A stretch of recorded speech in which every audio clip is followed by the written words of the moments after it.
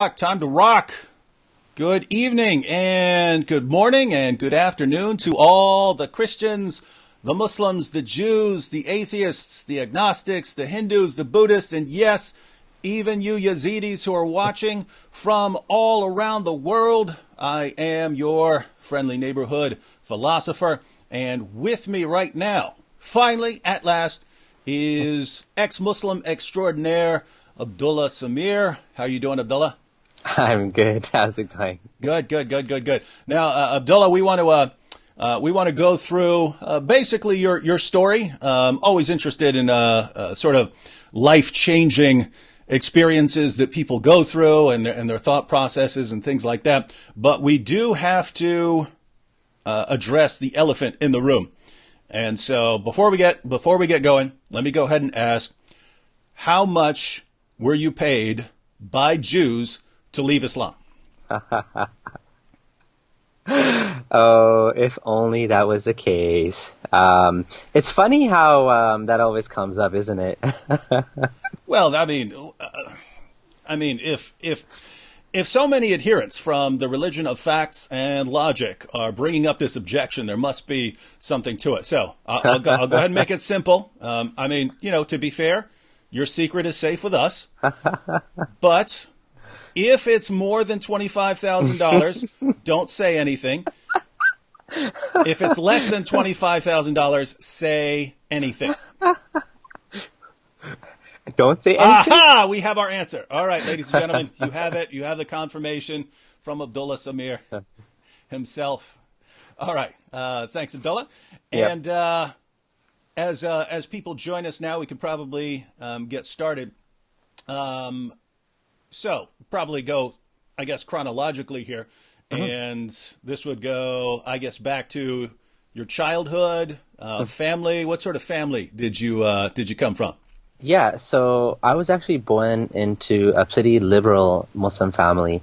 My dad belongs to a sect of Islam known as Ismailism, which is so different from mainstream Orthodox Sunni and even Shia Islam that most people, many Muslims, don't even consider them Muslims. Like, they don't pray 5 times a day, they don't have Hajj, they don't have Zakat, they don't have, the women don't wear hijab. So it's a very liberal, very easygoing religion. They don't pray 5 times a day, they pray 3 times a day, and they have a different type of mosque that they call Jamaat Khana. So I grew up in this very liberal family. My mom was Sunni Muslim, but she wasn't really practicing. And lo and behold, somehow in Canada, in about the 9th grade, I had some Sunni friends reach out to me, and they told me to start reading the Quran. And when I read the Quran, I converted to Sunni Islam. So I actually converted to Islam, and I became a religious Muslim. I started growing my beard. I stayed away from all the girls. So none of that. And I was, on Fridays, I was going to the mosque, and I was avoiding anything haram in my life, including music.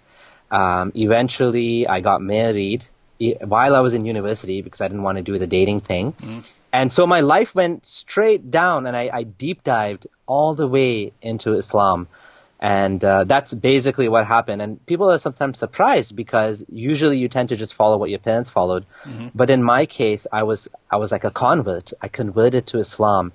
And how did that happen? Well, I think because I kind of had an Islamic background already. I believed in prophets. I believed in Muhammad. But I just didn't have all of the details the way that are in the Quran. So when I read the Quran, I realized, or I felt that what I was following before was kind of like a perversion of the true religion, and so I converted to like mainstream Islam. And so I guess for Christians who are watching, this would be, I guess, similar to Christians who kind of have, pretty secularized parents who just go to church on Easter and Christmas, and then the child has a born again experience at some point. So this is you say 9th grade when you would say you were converted to. Well, it started along there, and so as I read the Quran, I felt that there was a discrepancy between what the Quran was teaching and what I was following. So, which is why I studied, and I had exposure to Sunni Islam from my mom's side of the family. So basically I converted to Sunni Islam. I started praying 5 times a day. My younger brother also converted. He followed me in my footsteps, and we actually, like, both of us became very committed Muslims. Like I said, I avoided working in the banking industry, which is haram because interest is forbidden. I would obviously eat only halal meat, and obviously I wouldn't drink, wouldn't smoke, and yeah, Islam was very important to me. So much so that I involved myself in conferences. So they had different Islamic conferences. We had a dawah booth that I used to go to on the weekends. And I founded a couple of big Islamic websites. One of them was called lightuponlight.com. And I left that website up there so people can actually see. Because when I first came out and I said I left Islam, a lot of people said that you're a Jewish spy, Jewish conspiracy, blah, blah, blah. And I was right. yeah, like it actually happened to me. And which is why, I mean, it's as ridiculous as it sounds. One of the first things I said in my coming out video was, a lot of people are saying I'm a Jewish guy or whatever, right? I even sound, his accent is Israeli. I had people tell me. It's like, have you ever heard an Israeli accent? I don't have an Israeli accent whatsoever. Oh yeah, there's a question here about, so you grew up in Canada, but they're asking a little more about your family background. So Jacob Matthew said he's guessing Pakistan or India. Yeah, so the interesting thing is I was born in Kenya. My parents are born in Kenya. My grandparents are also born in Kenya, but then it goes back to India. Mm-hmm. So like few generations back, you could say Indian ancestry. So what, do you know why they headed to Kenya? Was it? Well, it was so long ago, so I actually don't know. Yeah. For whatever reason, I guess there was some sort of maybe economic reasons why they migrated. Mm-hmm. Yeah. Yeah. That's interesting. And then we obviously came to Canada because Kenya is not the best place to live. So there's a lot of corruption and bribery and so we actually moved to Canada, and Canada, I think it was a great decision coming to Canada. Yeah, when you mentioned lightuponlight.com, so I went ahead and clicked on your website, and I see all of these. It looks like there were links to lectures or something like that. But yeah. Then a notice pops up. When I clicked on it, it said, "Dear brothers and sisters, after running this site for many years, I have left Islam. Would you like to read more?" That's Yeah, and so that was one big website I built, and I don't know, I think it had like over 1 million downloads or something. I can't even remember now. And then I stopped maintaining it because YouTube became popular and people were making YouTube Islam or whatever other websites. The next big website I built from scratch was called versebyversequran.com. So basically, it was a website that I built because I wanted there to be more Quran websites out there, and I wanted to build a Quran website myself. So I actually worked with a guy in Egypt, and I paid him money to split the Quran into each individual, like, verse and chapter would be one audio file. And through the years, we had more than 15 recitations. It was used on Quran.com. It was used on Tanzil. It was used on major Quran websites, including the King Fahad Quran Complex used my work. Like, I think in Ramadan, there was more than 2,000 downloads a second happening. It was a very, very, like, busy, popular website. Mm-hmm. So those are I did those things because I believed with all my heart that Islam was true, and I wanted other people to be Muslim as well. I didn't want them to go to hell. So I'm like, I'm going to help everyone to become Muslim. I'm going to build these websites. I'm going to use my skills, which was like computer skills, to do what I can, right, to spread the da'wah. Now, I have to fast forward for a second because otherwise I might forget. But you mentioned that you had a brother who went along with you and became Orthodox Muslim. Whatever happened with him? Is he still Orthodox Muslim, or did he? Yeah, he doesn't want to talk to me about Islam. He said, kind of like, I just don't want to discuss it with you. The funny thing is, at that time he was open to like dialogue, and I convinced him. But now he's so into the whole Islam thing, and his wife is Muslim as well, and the entire extended family is Muslim. He doesn't want to even think about it. Now, whereas in my case, like I told you, my wife comes from a Christian background, and so there's no harm in me leaving Islam. Her side of the family is cool with me being a non-Muslim, right? They're probably happier that I'm an atheist than I'm a Muslim, right? Coming from a Christian background. So they're actually very happy I left Islam because now we're living a normal life. My kids can go out for, they don't have to eat halal food. I don't force them to not listen to music, and, they can have like a more relatively simple life without all these restrictions, praying 5 times a day and all that, right? Interesting comment here. from a Muslim. She says, Islam doesn't need him. If he left or not, who cares? Whatever makes him happy. Well, Zahra, I'm very happy that you are much more tolerant than your God, right? And your prophet and all of your prophet's companions, because they would want to chop his head off, right? And your attitude is, hey, whatever makes you happy, that's fine. Well, that's great, but it certainly matters because certain areas of the world, Islam is growing rapidly. As Islam grows, it tends to become more extreme, and as it becomes more extreme, people like Abdullah here need to be wondering at some point, hey, what if anyone ever decides to really obey Muhammad's command to chop the head off people who leave Islam, especially since you're not just under one death sentence, you're under multiple death sentences, right? Because you also criticize Islam. Yeah, we could talk about that a bit if you like. When I first left Islam, I got a whole. Hang on. Let's go ahead and back up and fill in the gap. Yeah, I keep throwing it off I keep throwing it off accidentally by fast forwarding. Those damn questioners. Yeah. So, college. So you go to college and you get married. So from basically ninth grade on through college, and you and I were talking before we went live that seems to be the window for when people change their views, right? That sort of between ninth and 10th grade and the college years is usually when someone changes from like atheist to Christian or Christian to atheist or Islam to something else or something to Islam, seems to be in that window, because it's always seemed to me that before that you just have an overwhelming tendency to believe what your parents believe. When you're when you're 6, 7, 8, 9, you believe what dad says. And if someone else challenges you, say, well, it's not what my dad says. Yeah. Whereas, you start hitting 15, 16, then you're in that window where, if now you're starting to think for yourself, you're being exposed to a lot of different things.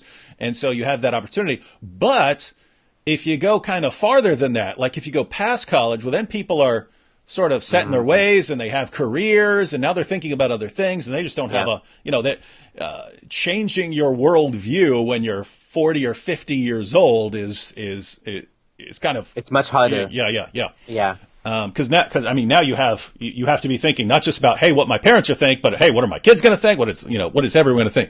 Yeah. So when did that? I guess we should. So I guess we should ask. Yeah.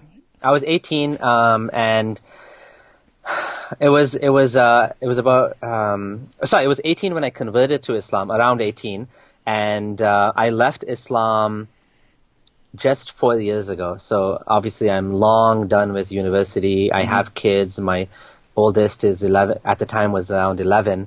In 2015, I left Islam. And what actually happened was I was starting to have like small little tiny doubts. But in Ramadan, I was at the mosque and one of the imams was talking about something. Oh yeah, actually before that, sorry, step back 1 year. I always forget this part of the story. I was discussing with online, this was in 2014, so a year before I actually officially left Islam. There was a guy who told me he was Christian, and he said, I almost converted to Islam, but then I found out that a lot of the stories in the Quran are coming from Jewish myths, Jewish mythology, the Talmud, right? And I'm like, ha ha ha ha, don't worry, I will solve your problems, let's talk. So then I started to discuss with him, and he said, no, look into it. It's because I'm like, no, but these stories actually come from God, not from Jewish rabbis or whatever, right? And he was like, no, look into it. And I looked into it, and I started to have trouble because I found out that a lot of the stories in the Quran actually came from the Talmud, which is like the Jewish fables. Like the Jewish, like they had the stories that they passed on from generation to generation, and they're not considered like revelation, right? So these stories, some of them ended up in the Quran. So I was like, oh my God, this is troubling. And then the whole Dhul Qarnayn thing, was a big problem as well because I couldn't make sense of where is this gigantic gate. But I ended up bearing my doubts and becoming staying Muslim. I left Islam for 1 day, but then I said, you know what? I talked to my wife, I talked to my friends, and we were like, you know what, Islam is good. I'm just going to be a Muslim, right? These are just small doubts, so just forget it. Just forget your doubts. 1 year later, all of my doubts came rushing back again in Ramadan. Halfway through Ramadan, I was in the mosque, and the Imam was like, And these astronauts or something, these scientists, they think they're so smart, but Allah knows better. He says the sky is held up without any pillars or something, right? And I was like, oh my God. And all of the doubts came rushing back to me. So the science, which is basically the way that the Quran describes the world, it very much seems to be the work of a 7th century man. And that's when I started to have like massive major doubts. And then I told myself, I can't do this anymore. I have to find out, is it truly from God or not? And so I started to look up everything I could find out about Islam. Both, obviously, I was like, deep into Islam already, so I started to look at the arguments against Islam, kind of like for the first time. And so at that point, I finally realized that Islam was false. I ran into your content as well. So the biggest issues for me was the science, or basically the description of the universe in the Quran, about how Allah says he holds up the sky without any pillars, how he keeps up the sky from falling, how, like on and on, how the sun and the moon go in orbit, and, basically it's a geocentric model of the universe. So these were the biggest problems for me. But then I found your content as well. And I actually started to see that even Muhammad's life was not as pure as I thought it was. You think? And the funny thing is this wasn't my issue back then. Like that's not how I got into it. I just kind of didn't think about those things. And I just accepted it. Okay, but this is truly from God. So even if I can't make sense of him having so many wives and all that stuff, I just accepted it. But when I started to watch your videos and your content, a couple of things really rang true with me. One was, you mentioned, like, for example, how would a good husband just like throw his wife Sauda to the side and give her night to Aisha? Like that's not, a godly man would not do that. He would be true to all of his wives equally, right? Not throw her to the side because she's fat or old or whatever. That rang true to me. The whole thing you said about how the dinner guests, Muhammad's dinner guests, and like this doesn't make sense. And, the whole issue with Zainab, I can't remember if you explored that or not. But then another big thing, which I actually have to thank you for, is the whole thing about how in Christianity, the story of Jesus makes a lot more sense. It's more coherent. In the theology of Christianity, God's only son. Whereas in Islam, it's just like out of all the prophets, for no apparent reason, Jesus is like, has a virgin birth. Now, again, I'm atheist, so I don't believe that Jesus did have a virgin birth. I don't believe any of that stuff. Yeah, but you can recognize something that fits together better than something else. Yeah, exactly. To me, it made a lot of sense that this fits the story more than in Islam. It doesn't. To me, it didn't fit, right? And you pointed that out. Another thing that didn't make sense, that's related to Christianity again, is the whole thing about the 4 Gospels versus in the Quran, Isa has the Injil, the Gospel, and again, it didn't make sense to me that when I started to study Christianity for real, not like Zakir Naik and Ahmed Didat, but like actual studying Christianity, I was like, this doesn't make sense. Muhammad seemed to get it all wrong. There was no gospel. There was 4 Gospels, which are not sent to Jesus, but they were written about Jesus, inspired word of God, as you would say. But again, this seems like a big mistake to me. And to me, it did seem like a mistake at the time. So I actually have an article I wrote where, 6 points that 6 reasons where I believe that Muhammad copied, Christianity, Jesus from Christianity, or took it from Christianity. And, the whole thing about the infancy gospel being available in Syriac in the place and time close to Muhammad, and the clay bird story, and all of these things, they fit the narrative very well, that Muhammad was taking what he could find, right? And so, I mean, for that reason, I do have to say thank you. And we were actually planning. I contacted you when I left Islam many years ago, and we were like, let's have a conversation, and it just didn't happen. So, a couple of years later, it's happening now. Yeah. No, it's a good time now. I want to back up just because I'm sure there are people. I know there are people who have watched a lot of my videos, so they're going to know exactly what you're talking about on some of these issues. But there are other people who might be very new to this. So if we could back up a little bit and be sort of clear on some of these points you're raising here, guys. I think the overarching position that Abdullah was bringing up is, if you believe that the Quran is what it claims to be, namely this eternal word of God with no human input at all, just handed over to human beings, that's going to lead to certain expectations. But if it's actually, something put out by a 7th century Arab caravan trader living in a certain context, well, you're going to expect certain other things. And so which one of these two hypotheses is confirmed by the evidence? And you mentioned, the first thing you mentioned was that a lot of the stories in the Quran seem to come from Jewish sources, but not the Torah, or even anywhere in the Old Testament, but from sources like the Talmud.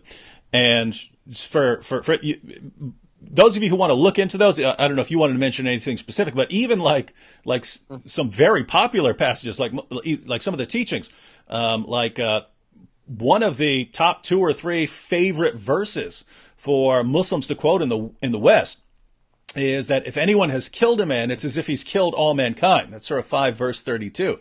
That's a perfect example in that the Quran doesn't say that this is this is a revelation from this Quran. This is a revelation that came from the Quran. It says that this was given to the children of Israel. And when you ask the children of Israel, hey, children of Israel, where's that? It's in the Talmud. And what's interesting is that was a rabbi's commentary. That was a rabbi's commentary, right? Yeah, so, exactly. Which is absolutely amazing that the Quran is saying, yes, this rabbi's commentary on this story of Cain and Abel. Guys, just give everyone the background. You have Cain and Abel. Cain kills Abel, and so God comes up and asks Cain, hey, what happened, and so on, but God says, your brother's blood cries out to me from the ground. And a Jewish commentator, rabbi, commented saying, hey, when it says your brother's blood, it's not actually blood, it's bloods. So what this passage is saying to us is that basically the blood of all his future descendants was crying out. So it was the bloods of all your future descendants. By killing Abel, Cain was killing all future generations. And so he concludes, so what this is telling us is that if you kill a man, it's as if you've killed all mankind, right? You're killing all future generations of mankind by killing this person. And Muhammad hears this and thinks, wow, that's some good stuff there. He hears Jews saying it, but that's the thing, right? If Allah says that the Torah is the revelation of God, or that the Psalms are revelation of God, that's one thing. But I would expect Allah to know the difference between the Torah and some guy's commentary much later on in Mishnah Sanhedrin. I would expect God to know that, but I wouldn't expect Muhammad to know that, right? If he hears a Jew quoting the story about Cain and Abel, and then also hears a Jew giving this quotation, if anyone kills a man, it's as if he's killed all mankind. I wouldn't expect Muhammad to know the difference. And we find that the author of the Quran doesn't know the difference. So does that fit better with it being from God or with it being from Muhammad? And it seems like a lot of the points you brought up fall into that sort of reasoning. Hey, if this is from God, well, this doesn't make sense. If it's from Muhammad, well, it kind of makes sense. Yeah. Yeah. And so on with, you're talking about the sort of heretical Christian sources where we find a lot of these stories, the scientific issues. So so that's the and the interesting thing is I've actually like reconsidered when I first left Islam, and I think a lot of Muslims go through this kind of process. You're looking for mistakes in the Quran, but later on you realize that it's not even about mistakes in the Quran. It's like, why should I believe in it in the first place? Yeah. Like, let's go back. Like, you prove it to me. Yeah. I don't need to disprove it. So a lot of times when people say, well, prove to me the Quran's not from God, I'm like, well, hold on a second. You prove to me it is from God. And then if you want, we can get to some of the mistakes. But the burden of proof is on you to show that it's from God, not on me to say it's not from God. No, that's actually that's a very important point, right? Because if there were some great evidence for the Quran, then maybe we would overlook some of these other things, right? So in other words, if there was some amazing evidence that Muhammad's a prophet and he actually brought revelation from God, then if we read in the Quran that, that God revealed to the children of Israel, if anyone kills a man, it's as if he's killed all mankind, and we know where this comes from, maybe we say, okay, well, maybe this guy heard it from somewhere else that was revelation. Maybe he got it. Maybe we look past that. But if we never have the good reasons to begin with, then all we see are problems, right? All we see, okay, here are 1,001 problems, but no good reason to actually believe it. I mean, you just need one mistake in reality, because the Quran itself says, and I used to go around telling people this, non-Muslims, the Quran says if you can find one single error, if it's not from God, so try to find a mistake. I used to challenge people like that, and eventually it caught up with me because I was sincere. Like, I was looking for the truth, so eventually I figured it out, right? Yeah. So you started having these doubts. Yeah, so I started having doubts and stuff, and I was very public with it. So I'm kind of like well loved in the community because I'm a convert. You know, even though I converted from one sect of Islam to another, everybody loved me because they saw me as this guy that accepted their religion wholeheartedly, didn't grow up in it, and wanted to be a believer, right?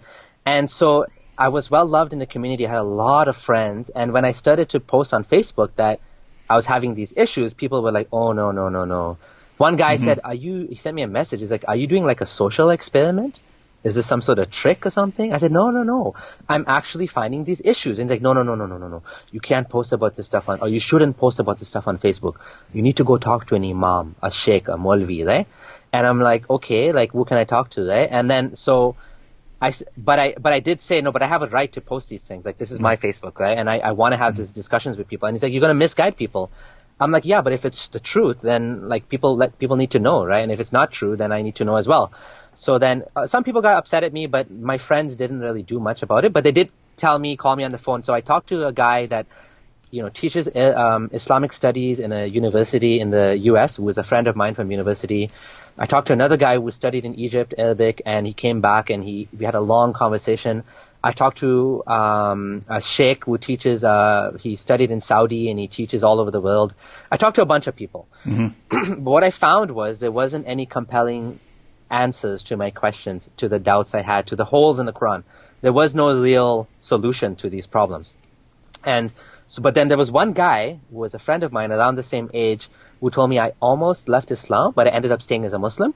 And let's talk. And I'm like, yes, this is amazing. So I deleted all my Facebook posts and I went to meet him. And I went to his house and we talked for like 5 hours. And I'm like, oh, what about this? What about this? What about this? What about this? I asked him all the questions. But this was very early on, keep in mind. So now, obviously, like, I actually have even more problems with Islam than I did before. But this was just early on. Like, I hadn't even looked into like evolution or anything like that.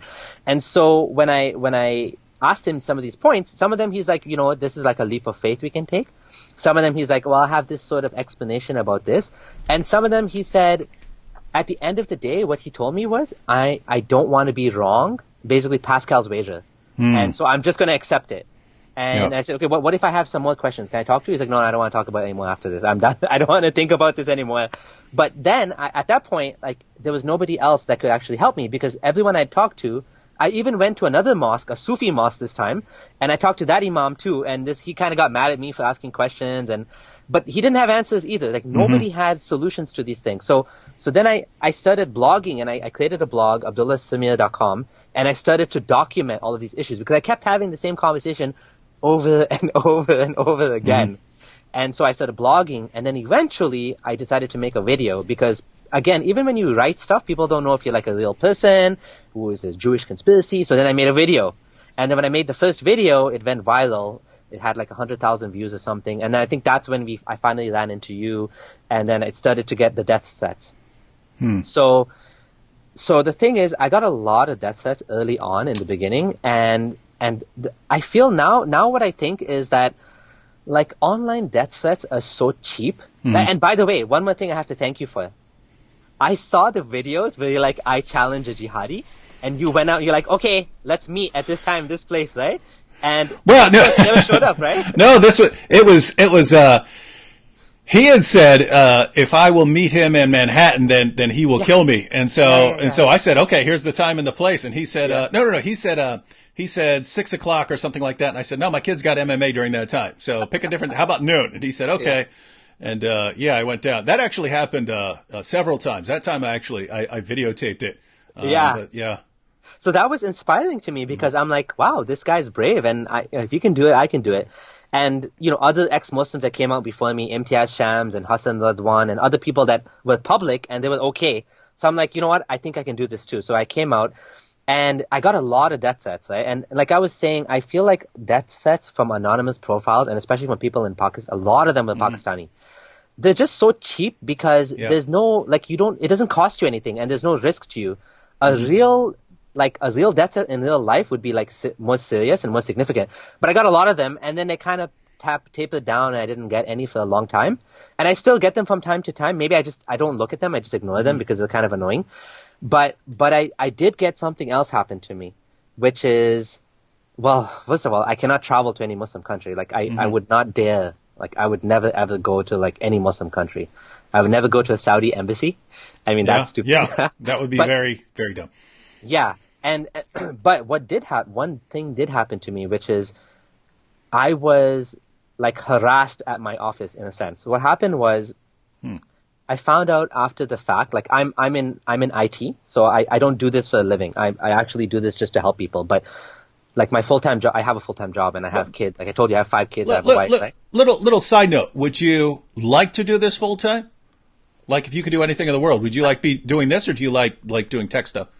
I think I like the freedom of being a YouTuber. Yeah. I love being a YouTuber, right? I love it. It's my favorite thing in the world. 9 to 5 is annoying, right? You know what I mean? I get up every day, you have to go to work. You don't have the same the same level of creativity you can put into it, compared to writing, blogging, YouTubing, all that stuff. So I wouldn't mind, but I don't know if it'll ever get to that. If it does, we'll see. But for now, I'm not, making money from this is not my focus by any means. For now, I really want to just do this to help people, and if a little bit of money comes out of it, well and good. But it'll be a while, I think, if it becomes, for me to make it full time. I think it would be too much. It'd be too much of a burden right now because I have young kids and I need to spend time with the family. So I do it when I can. I squeeze in a little time here and there, right? Well, I just want to say, for people who do want to support you support your work on YouTube, I got the link to your Patreon there in the description box. So if any of you want to chip in to Abdullah so he can focus more and more on these things as time goes on, that link is there. Thank you so much. That's so kind of you. So what happened was, just to finish off the story, was I found out from my boss. Actually, I found out from somebody else that people were calling my company and telling them, you should fire this guy. Wow. They figured out where I worked. First of all. So someone I know, or somehow from what I had online, even though I didn't have the exact details online, but I had some details. They figured it out, and then they called up the company, multiple people, and they said I need to get fired because I'm against Islam and I'm a bigot. I don't know exactly what they said, but I'm a bad representative of the company, and I shouldn't be employed because I'm going to make them look bad, and I'm a bad person, and you should fire him. So they wanted to fire me. No, they didn't want to fire me, but they had a conversation about me, human resources. I think even the president got involved. And thankfully, they decided that what I do online is my own business. That's cool. And you know what? It doesn't affect my work. I'm not going around saying, hey, I'm so-and-so person on behalf of this company saying these things. This is my personal life, right? And so my personal life shouldn't affect. And plus, I'm a good employee. They love me. I'm doing excellent work. I even got a promotion after that. So oh, nice. I guess that's part of it as well, right? You do good work and people will like you, right? No, it's interesting what you're bringing up, because basically everything you say about your experience, I'm either having flashbacks of my own experiences or people who I know. Because when you mentioned that, it had to be someone you knew who went and told told the company. Nabil had left Islam for about a month when he got his first death threat, and it was attached to his car, and he was not public. What? Yeah, he was not public. He was not online. So this means that it was someone he knew, right? It was one of the few Muslims that he knew that he had mentioned this to, who and so there's that. And then going along with the death threats, I've also noticed that I still get death threats, but not nearly as many as I did several years ago. And it almost seems like it almost seems like there are Muslims in different places in the world who aren't going to do anything, but it seems like they're kind of feeling you out, right, to see what they can do to get to you, right? Hey, if we threaten his life, is that going to stop him? If we insult him and heap abuse on him, is that going to stop him? If we start talking about his family, his kids, is that going to stop him? What's it going to take? If we have to harass him at work, is that going to stop him? And they kind of feel it out. And so, as you mentioned, who cares about the vast majority of them? The only two kinds of death threats that I ever even remotely take seriously, they're kind of two extremes. Okay. On one end are like the rambling, insane, death threats, because there I start to feel like I'm dealing with a mentally unstable person who might want to I know what you mean. Yeah, it'll be die Jew, kill, die, kill, stupid Jew, blah, blah. And it'll just be this rambling, incoherent thing in all caps, everything misspelled. I'm like, this sounds like a legitimately mentally ill person here who might do something if I'm ever in the right place. But at the other extreme, the ones that I tend to take care of. One guy, one Muslim, he sent me it had to be like 6 or 7 pages, completely well written, beautiful prose, clearly very well educated, quoting all of his statements in English and Arabic, and saying, this is why I have to die. This is the Islamic justification for why he has to come and kill me. And so there I'm like, okay, this guy's putting a lot of thought into this. He's not just typing out a quick little comment, hey, I'm going to kill you or something like that. The psychopaths do worry me as well, because one of the guys that threatened me was like a stalker type dude. I'm not going to say who he is, but he was a stalker type dude. He had I Googled him, and he had previous warrants for his arrest for physical violence. Oh yeah. And this guy was literally stalking me. He didn't and he was one of the guys who threatened me. So you got to watch out for those psychopaths. Yeah, unfortunately, the more kind of popular you get, the more of these psychopaths you run into, right? And you know this more than me. I know all about psychopaths. The more people you run into, the more likely you have these crazy people after you, right? That's the unfortunate thing. Yeah. Mm-hmm. So, how old were you when you, I guess, finally, you're no longer a Muslim? Mm-hmm. Yeah, I was in my 30s, so I was. Whoa! That is like senior citizen as far as massive worldview change. Yeah, I was 32, and it just like I said, I just truly believed in it, and when I found that it wasn't, I couldn't add, 1 and 1 wasn't equaling, 1 and 1 was equaling 5. I had to throw it out and say, no, hold on, I need to make some adjustments to what I believe. So what was you mentioned that you had an 11-year-old son, but that your wife was from more of a Christian background. So what were things like for your kids? So actually, my wife also had become Muslim before she met me. So we were both Muslim. So she does come from a Christian background, a Pentecost background, half Pentecost, half Catholic, her parents, I mean. But she had converted to Islam, and she was a full hijab wearing woman. And so we were a very religious family. And so when I left Islam, I was a little bit nervous in the beginning. I was quite nervous because Islam says a Muslim woman cannot be married to a non-Muslim man. A Muslim man can have a Jewish or Christian wife, but not the other way around. And I was a disbeliever, right? I was considered kafir, right? Yeah, repeat that for everyone. So, guys, just so everyone understands. In Islam, a Muslim man can marry a Jewish or Christian woman. But a Muslim woman cannot be married to a Jewish or Christian non-Muslim man. Yeah. And so, according to Islam, if your husband suddenly becomes an unbeliever, that's supposed to end the marriage right there. So how did this play out? So some people say, some scholars would say you have 30 days or something to bring him back to Islam or whatever. But the reality is that she would technically have to leave me, right? Because if she stayed as a Muslim. And so I was a little bit nervous. How would she take it? So thankfully, I gave her a little bit of information at a time, and she didn't end up leaving Islam per se, but she didn't end up leaving me either. So thankfully, we have 5 kids, and we managed to keep the family together. Yeah. And she was able to say, okay, even though I still believe in this stuff, to some extent, I'm not going to leave you over this because that would be like a disaster for the family, and it doesn't make any sense, right? So she stayed with me. And of course, some of the Muslim friends were kind of annoyed with her and said, yo, you should have left him because of the kids, which makes no sense because I still would have been in their lives, which is so ridiculous that they were saying that. But they wanted us to break up, right? Many people in the Muslim community wanted us to break up because and many people were against me because they saw me as some sort of evil influence in her life. That I was going to like deconvert her or something, right? And so they were like, he's going to misguide her, this nasty guy, whatever, this apostate, blah, blah, blah. But thankfully, we ended up staying together. My kids, like we were discussing just before the call, I'm so glad that they're young enough that they're not like totally indoctrinated into Islam, and they were able to like see things like from like a neutral perspective. Like they're young enough, right? So my son, he's now 14, and he is growing up, and he's going to decide for himself what he wants to be, whether he wants to be Muslim or not. But I have a strong feeling that none of my kids are going to be believers, because when you see your parents, at least your father, leave Islam like that, like how could you believe in it anymore? Because it's a groundbreaking, it's a ground shaking thing that a guy goes from like praying 5 times a day and doing everything in Islam to just completely leaving it.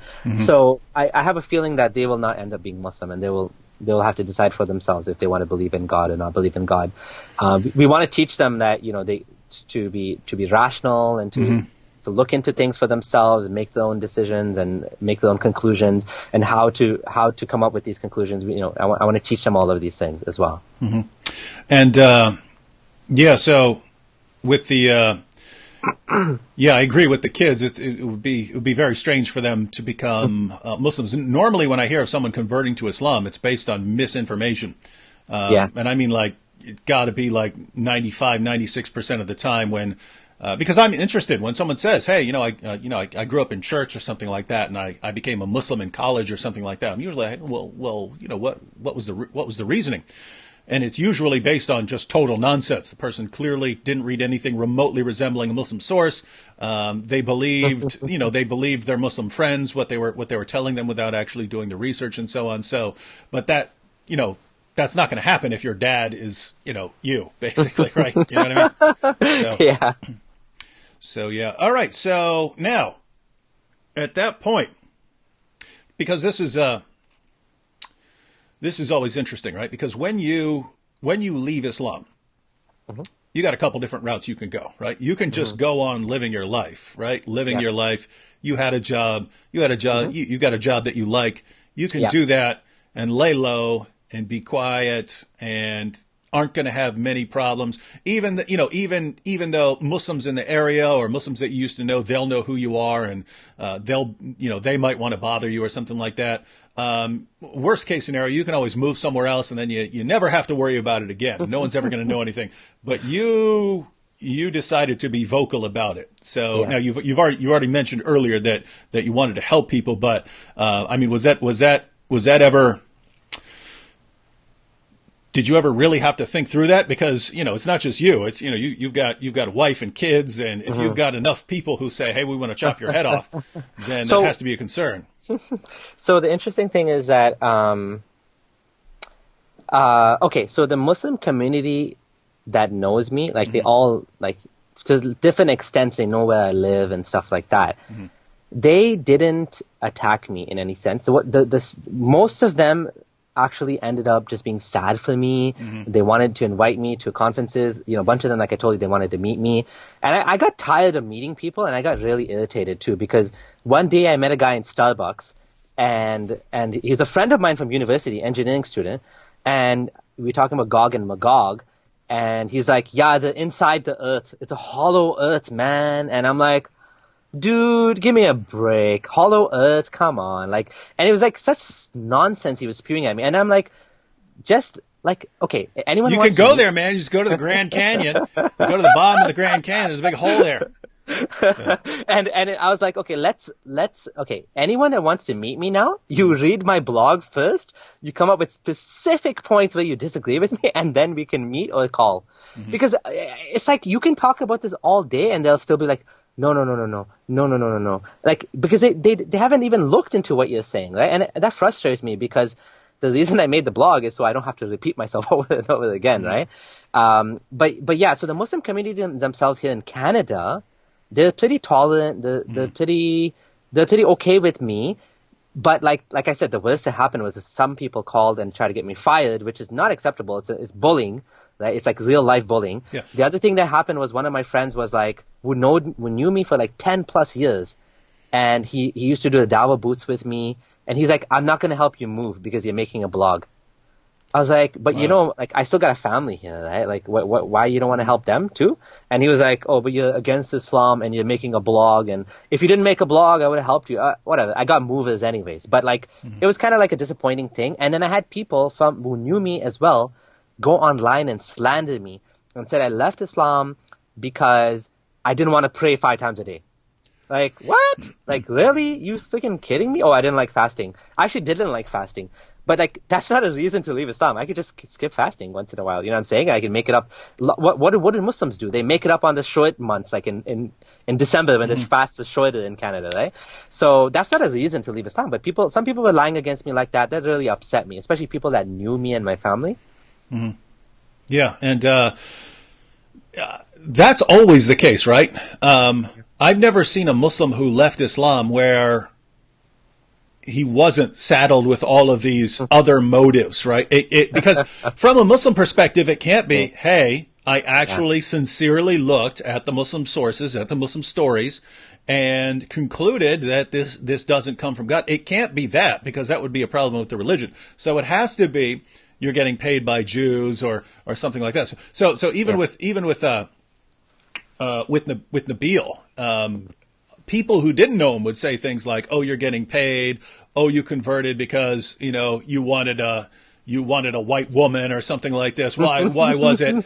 And but for people who know him, people know that's all ridiculous. And so the people who know him would say he was brainwashed by me, right? Because they can't say he's doing it from some horrible motive. So they concluded that I'm like this diabolical manipulator and so on. And I'm just like, do you have any clue how smart this guy is, right? Do you have any clue how smart Nabil is? You're thinking that I'm this psychological genius, mastermind manipulator.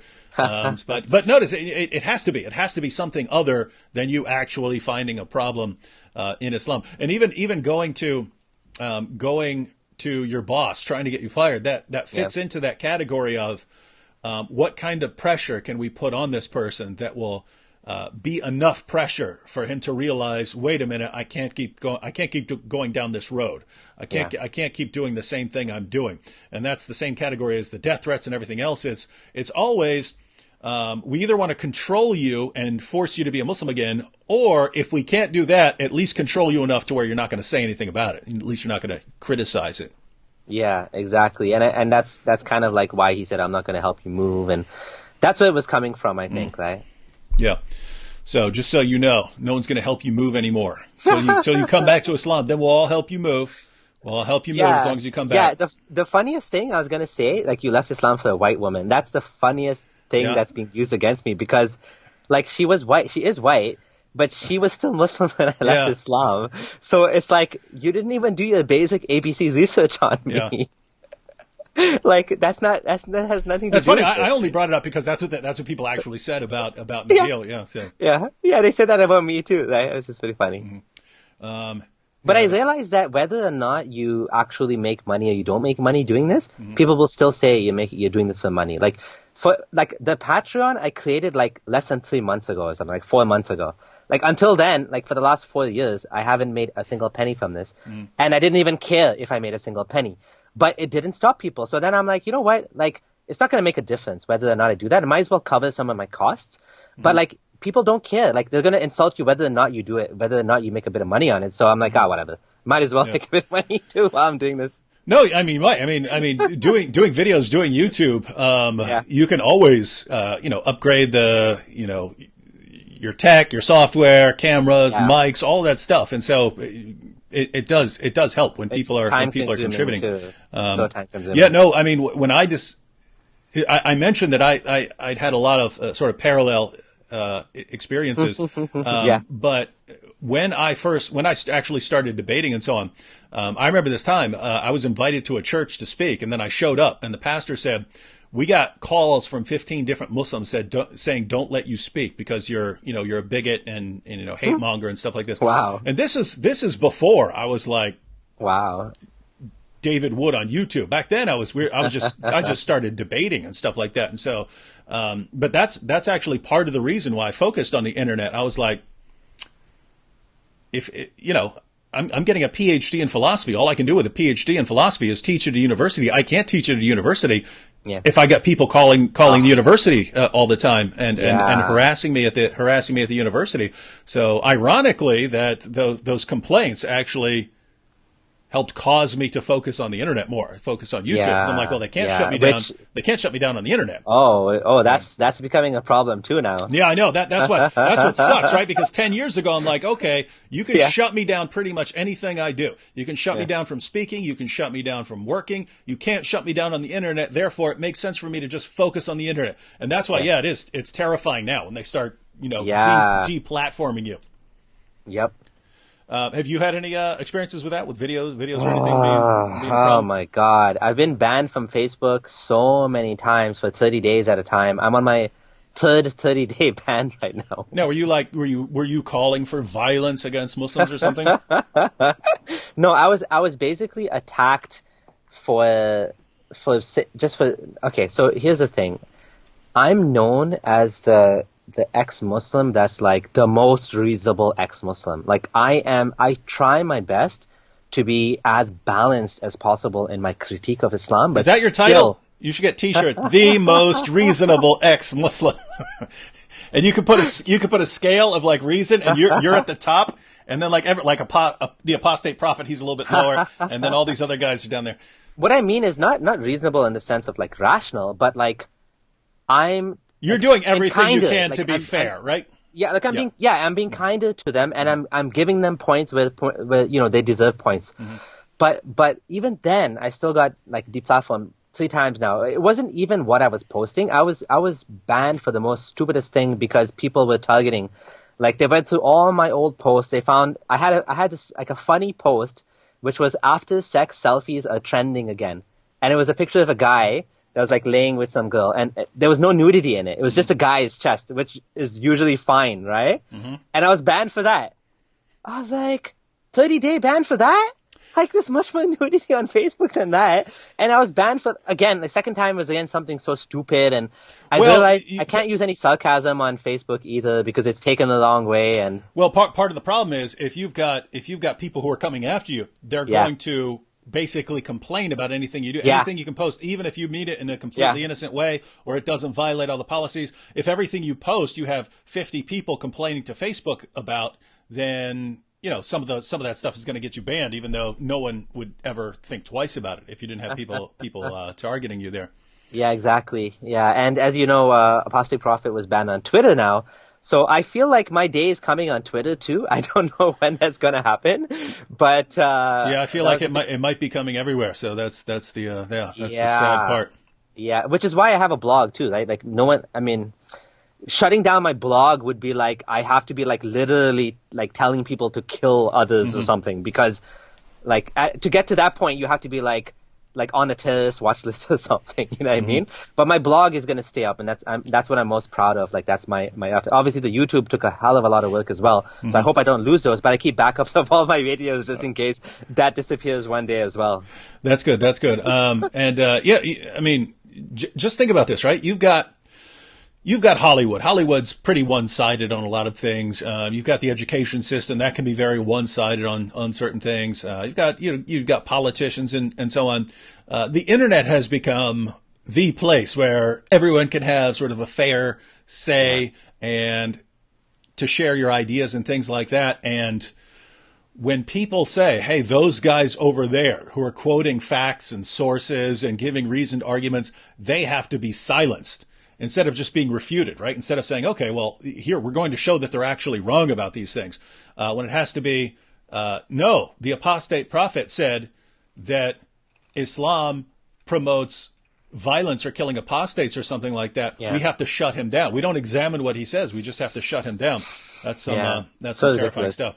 Yeah. Yeah. All right. Well, we have now check this out. We have Zahra over here saying, so when can we ask this guest questions? Now we have about 1,100 people on here.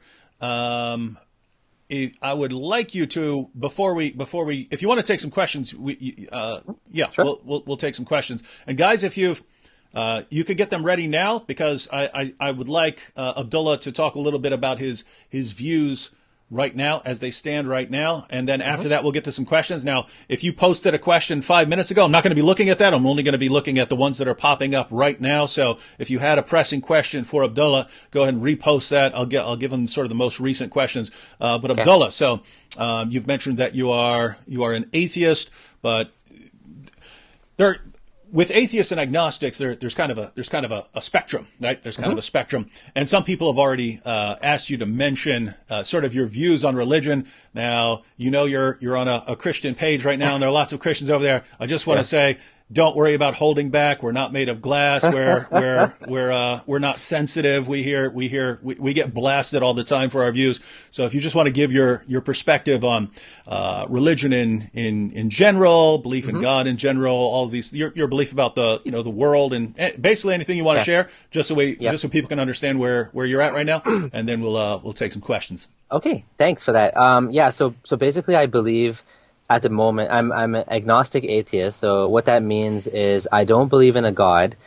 I believe that the universe is eternal in some sense, but not in particular this instance of it, because obviously there was a Big Bang and there was a beginning to it, but maybe it's cyclical. I'm willing to say that I don't actually know, how all of this came about and how we got here.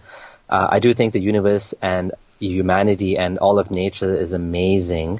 And as I learn more and more, I'm always blown away by it. I am okay with the idea of a God, the idea that there could be a supernatural creator of the cosmos, of the universe, but I don't believe there's enough evidence to posit that this creator spoke to humanity. So I'm not convinced that any of the holy books actually from God, or that God actually spoke to mankind. I do believe that human beings had experiences, whether there was some sort of whether it was meditation induced or drug induced or whatever sort of experiences. And I do believe that the supernatural can be explained by materialism. So I'm a materialist, through and through, pretty much. Any clarification on that, or? No, your position seems. It seems sort of similar to David Hume. Lots of people think that Hume was an atheist, so he's a little bit different in that he was a kind of deist. But his position at the end of the day, and people kind of miss this in the dialogues, was yes.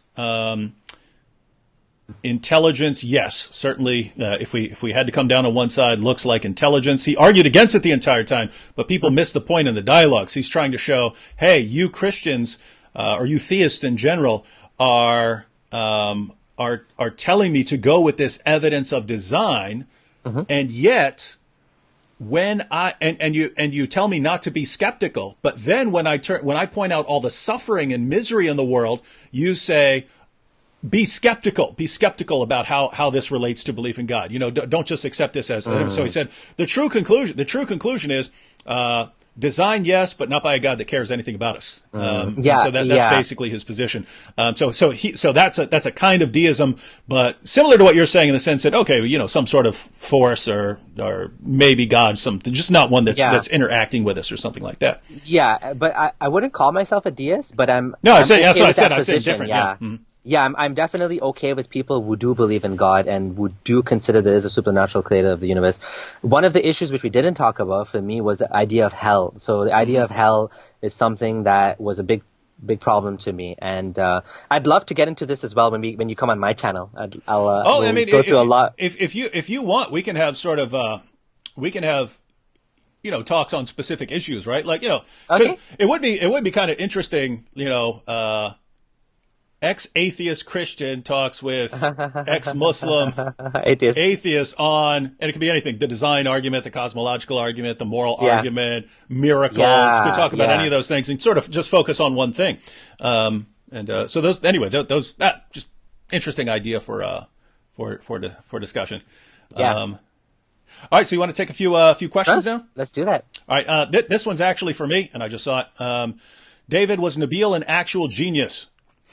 I don't know what the cutoff line is. We both took this IQ test once, and it said 168 for both of us, but it said that the test is not accurate over 130, right? So it's not saying that our IQs are 168. It's saying that once you hit 130, then the test is no longer accurate. It said you had to go get some specialized testing. So I don't know precisely what his IQ is. His IQ is apparently over 130. He would have had to have gotten a more particular score, but I don't even know what the kind of cutoff is for genius. I'll just say that guy was really smart in some very strange ways, and I would know he could like pay attention to multiple things at one time. Nabil and I would be laughing and giggling in the back of a classroom, class on genetics or something like this, and we'd be joking the entire time. I would get to the end of the class, I didn't hear one word, and the professor would say, any questions? And Nabil raise his hand and start repeating the things the guy said, and then ask questions about it and so on. And so he was good at things like that. We've gotten several of these. Several people have asked if you could explain a little more about Ismaili beliefs, but Okay. you mentioned that wasn't, that wasn't what you were, but anything you... I can talk about it quickly. So Like, Ismailis is probably like 10 million Ismailis in the world today. They're considered Shias. They consider themselves Shias. Some Shias don't like them because they're so different. And basically, Shia Muslims believe in 12 imams. So the 12th imam is Imam al-Mahdi, who is in hiding in a cave in Iraq or something. But Ismailis, they didn't stop at number 12 from descendants of Muhammad, and they continued all the way down to like 49 and 50. So the guy is alive today. His title is Aga Khan, Prince Shah Karim al-Husseini. He got in trouble with Trudeau because he invited Trudeau to his private island. He's like a rich guy, and all Ismailis pay 1/8 of the gross income to Aga Khan. Aga Khan means the king of kings. Nice. So they pay 1/8 of their wealth to him. They pray to him. Well, that's interesting because Sunni sources say that the ultimate enemy is going to be one who calls himself the King of Kings. So. So anyways, yeah. So basically, he's a Ismaili. I mean, he's the leader of the Ismailis, and he's like a modern kind of guy that Ismailism is all about, like, being a good person and like going to the mosque and like being involved in charity work and stuff, and it's very, very watered down version of Islam, you can say. Mm-hmm. Right? All right. And the first video I ever watched of your short testimony video, I was a little confused by that. You said, "Hey, Sunni and Ismaili," and I was like, "What? Why would they be?" Hey, look, we got a little guest in the background. I saw that. We had a little guest there in the background. Here we go. Abdullah Samir, has anyone you knew in person come out of Islam knowing he had done a lot for spreading Islam? So I guess you know a lot of ex-Muslims. So I guess more people like you who were actually trying to promote Islam, spreading Islam? Yeah, so here's the interesting thing. Like, obviously the higher up that you go in Islam, the less incentive there is for you to like openly leave Islam, right? So like if you're like a Yasser Qadi type individual and you went to Harvard and you have serious doubts about Islam. I actually have a video on Yasser Qadi, right? And he actually admitted like some of the problems he found when he was studying in the West in academia. And like, why would you want to come out, right? Like, you would lose everything. Like, you might even be killed. Like he's probably much more risky for him. But I know people who studied in Medina. One guy I know who's like almost like a scholar. He can't come out because, again, his ex-wife has kids and it'll cause problems for him. I know so many people who left Islam, but like 99% of them are in the closet. Yeah. Like almost nobody can come out. Now the lucky thing is, in my case, my wife isn't going to leave me, thankfully. Her family is not Muslim. My family is liberal. They're liberal Muslims. They don't care if I leave Islam. They're like, my auntie was crying and stuff, but they're okay with it. So I took this responsibility on myself, and plus my personality is outgoing and stuff. So I was happy to speak about Islam and why Islam is false. and I'm safe in Canada. That's a big part of it. I'm not like this amazing, brave guy that's like a hero or whatever. No, I'm safe in Canada. My family doesn't care. My mom still loves me. My dad still loves me. My wife doesn't want to leave me. So why the hell don't I do this? You know what I'm saying? Like, why be selfish and keep all of this stuff to myself? Whereas there's other people in much more difficult situations, and so they can't come out. I know so many people that either the wife will leave them or they're scared to tell their parents. And so there's a big community of ex-Muslims under, like, it's like an iceberg that's just waiting to come out, you know? And I think there's going to come a point in time where a lot more of these people will actually come out publicly. I have a list on my blog of testimonies of people who left Islam. There's like over 30 people who personally contacted me and said, I left Islam because of you. But only a couple of them put the real names, which I hope as more time goes, they'll put the real names. Yeah, and I agree with you that there's going to be a kind of tipping point where, and I think it may have already started, right? I mean, if you go back just 10 years ago, it was pretty rare for someone to there would be individuals, right? But it's not just like, hey, you see people all the time who are former Muslims announcing it and so on. Whereas now I see all kinds of people on Twitter, on YouTube, on Facebook who are ex-Muslims. So it seems that it's more acceptable now, and so you gotta wonder what it's going to be like in another 5 or 10 years. This one's a follow up for clarification. So Isaiah just wants clarification. Your wife is still a Muslim. Yeah.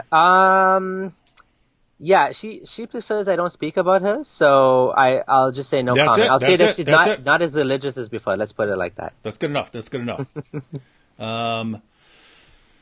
Alan Rule says, Samir, in your opinion, who is the best Islamic apologist? Oh, wow. That's an interesting question. Who is that? Okay, so, I don't think there's many people that are actually dealing with the real issues that ex-Muslims are bringing out. I think that the ones who are ahead of the game would be like Hamza Soitis. So Hamza Soitis, in a sense, I'm a fan of his because he's openly come out and said there's no scientific miracles in the Quran. He said that a lot of the claims that people used to make, like Zakir Naik, like, you know, miracles and embryology and mountainous pegs and all of these things, he's come out and said, I used to say these things. Now I don't say them anymore. So they're trying to take the dawah from a different angle. I think the Sufi Muslim community is ahead of the Salafi community because the Salafi community, Salafism, which is like Wahhabism, another name for Wahhabism, which is hardline, like black and white kind of Islam, is so dumb and it's so ridiculous that it's so easy to see through.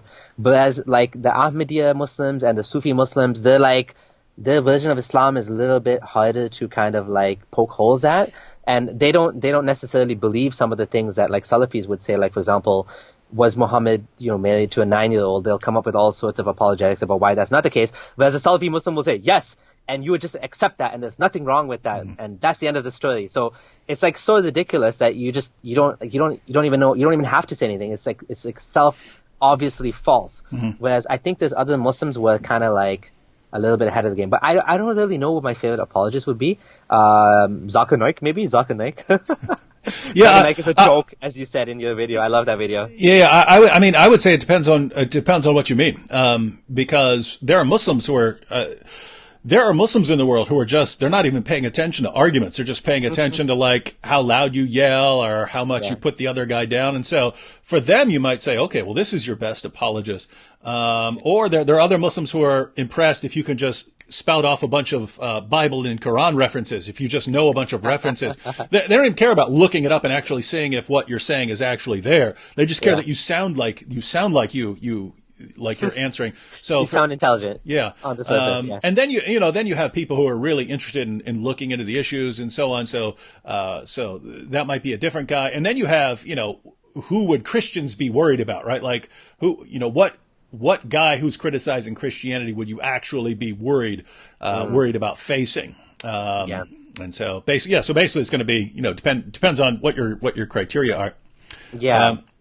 I'm guessing this is what he says, Act 17 apologetics, which is me, says, when are you going to change your name?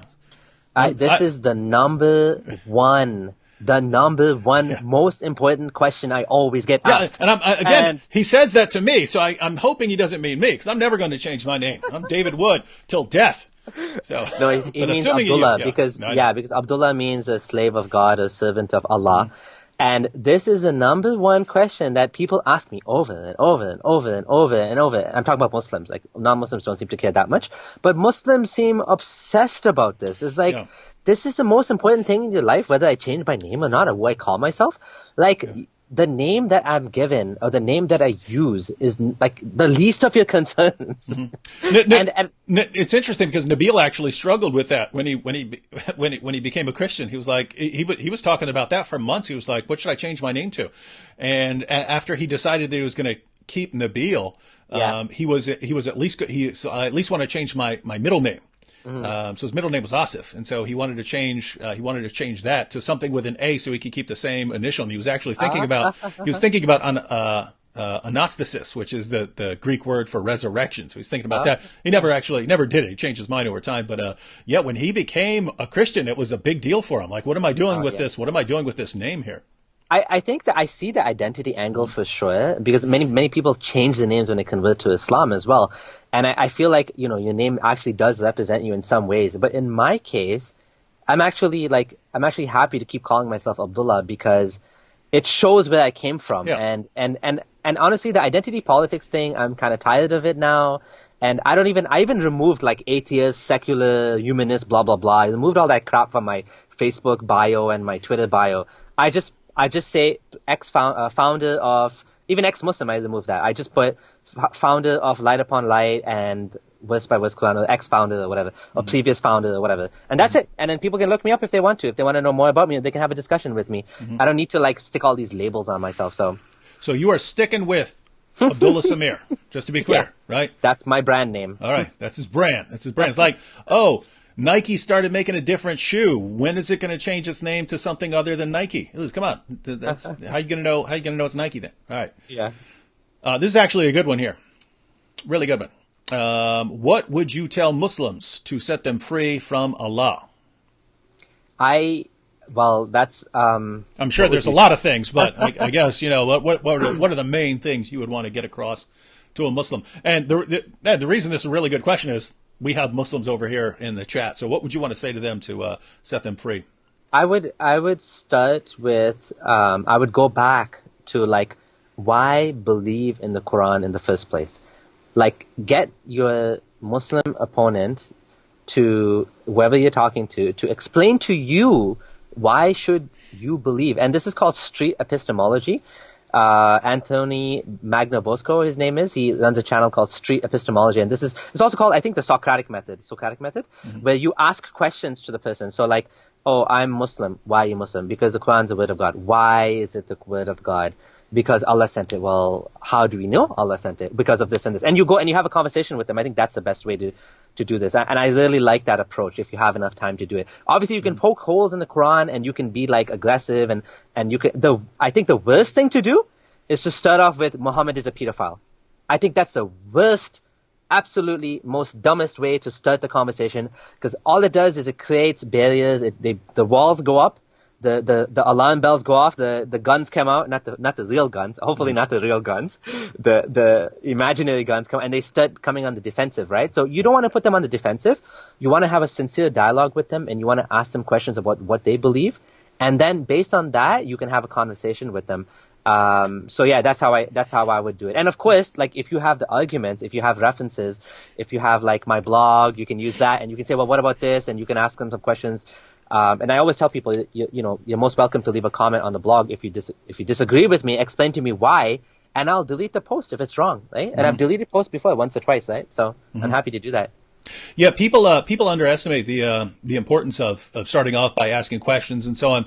And like, I've had people tell me, David, I saw you blasting away in your videos, so then I went and blasted my Muslim friend with that. And I'm like, don't do that. I mean, there are certain situations where you can do that. If you had, like with Nabil, I could be very aggressive with Nabil, and he could be very aggressive with me because we knew we were friends, right? Yeah. If I'm telling him something about Muhammad, he knows, hey, it's not because he hates me and wants me to die, something like that. He's just okay. He feels strongly about this. That's why he's coming hard with that.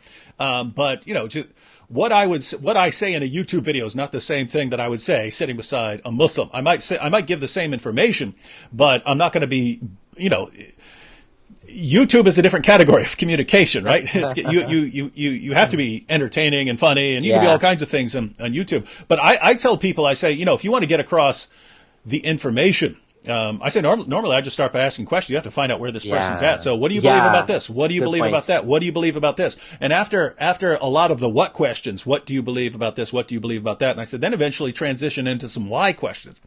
Okay, so why do you believe that about the Quran? Why do you believe that about Muhammad? And get into some of those things. Why do you believe that about the Bible? Why do you believe that? Why do you believe these things? And then, if this is an ongoing conversation with someone that I'm going to be seeing multiple times, I will usually say, leave it at that, right? And say, hey, would you mind if I get back to you with some more questions and so on? Because then you actually have time to go back and think a little bit, look up some things, and that person's particular reasons for believing these things. And so what you need to study, right? Because if you don't know someone, that person might believe in whatever he believes in for 700 different reasons for all you know. And so you have to get those. But even with sensitive information, if you're having an ongoing conversation, you don't want to come out with Muhammad's a pedophile or something like that. But as the conversation is going on, you can bring up things like that in a fairly non-aggressive way. And I tell people, I say, hey, if you want to bring up something that's very sensitive and you don't want to drive the person away, there's a way to do that. You can say, look, there's this guy, just as an example, you say, look, there's this guy named David Wood, and he said this horrible thing about Muhammad in a video. Could you watch that video and then tell me how you as a Muslim would respond to it? Because I'd like, which you should want to know how Muslims are going to respond. You shouldn't, don't believe everything I say. Don't believe anything Abdullah here says. Don't believe everything that we believe just because we're saying it. If Muslims have a good response, you should be interested in that sort of thing. So, notice that's totally non-threatening. That's totally non-confrontational. You're asking them for their perspective, their input on something that someone else is saying, something that you're not saying it, someone else is saying it. And so you're asking for their feedback. And so, those would be some, those aren't tips just for talking to Muslims, by the way. That's good conversational skills. Good conversational skills right there. This one is actually related. In fact, it might be the exact same answer, but I'll put it up just because the question is slightly different here. What do you say is the greatest tool you've seen that works on convincing Muslims Islam is not true? Is there any greatest tool you would think of? The internet. Oh yeah. The internet. That was one of the first articles I ever wrote. Was back in probably 2006, 2007. It was how the internet was ultimately going to destroy Islam. Because Islam for 14 centuries has focused on keeping people insulated from hearing alternatives and from hearing criticisms. And so if all of a sudden you can now get into people's houses through technology, then that is going to be a problem. This one's actually for me here. Educated Huz said, funny how David never preaches the gospel to ex-Muslims.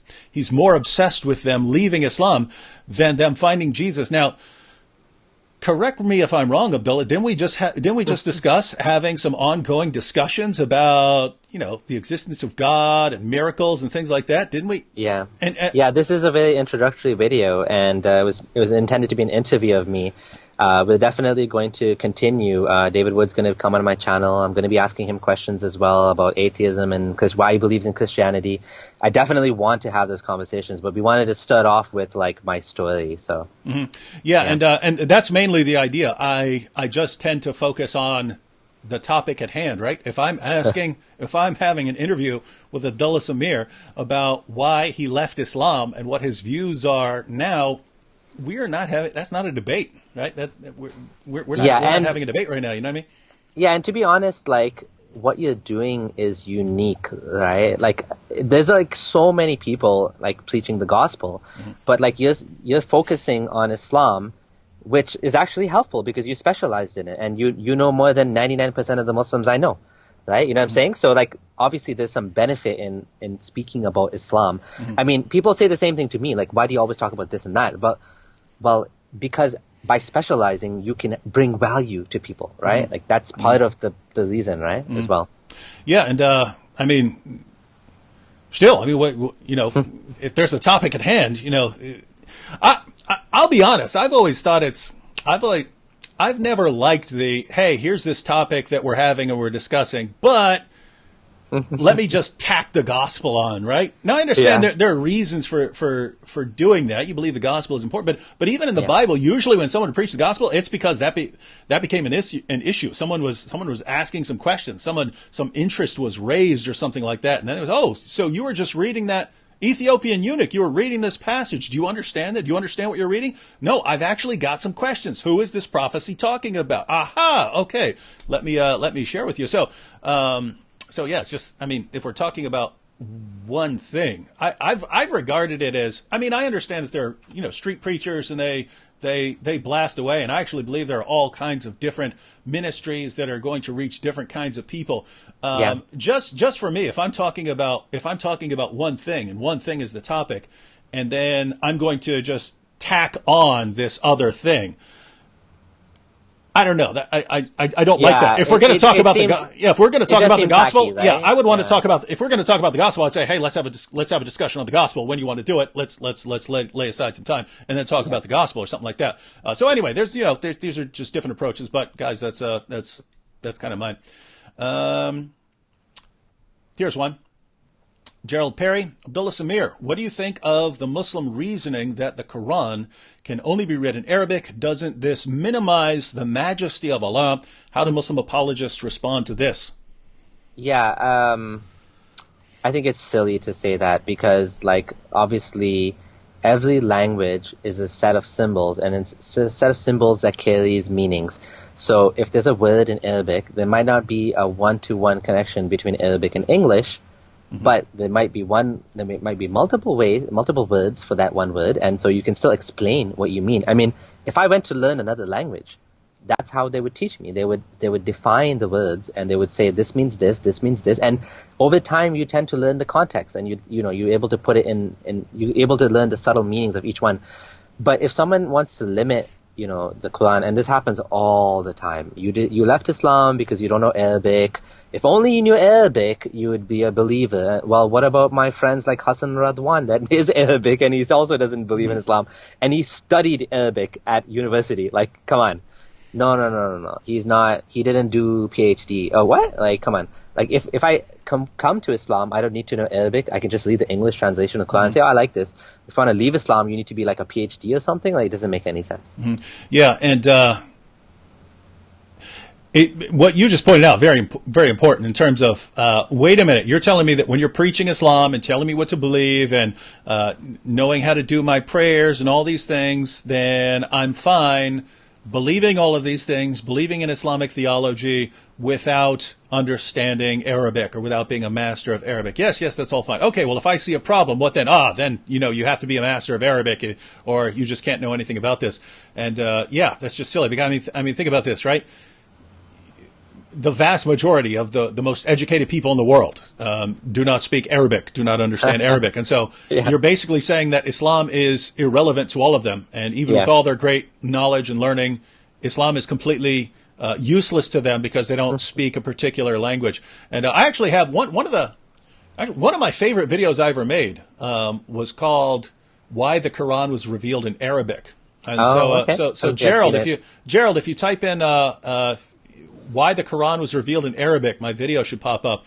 And there I actually show that according to the Quran, the reason the Quran was revealed in Arabic was that all other people had received their prophets, and other groups like Christians and Jews, they had their books in their languages, but the Arabs were the last people to receive a revelation. And that's why Muhammad was the seal of the prophets.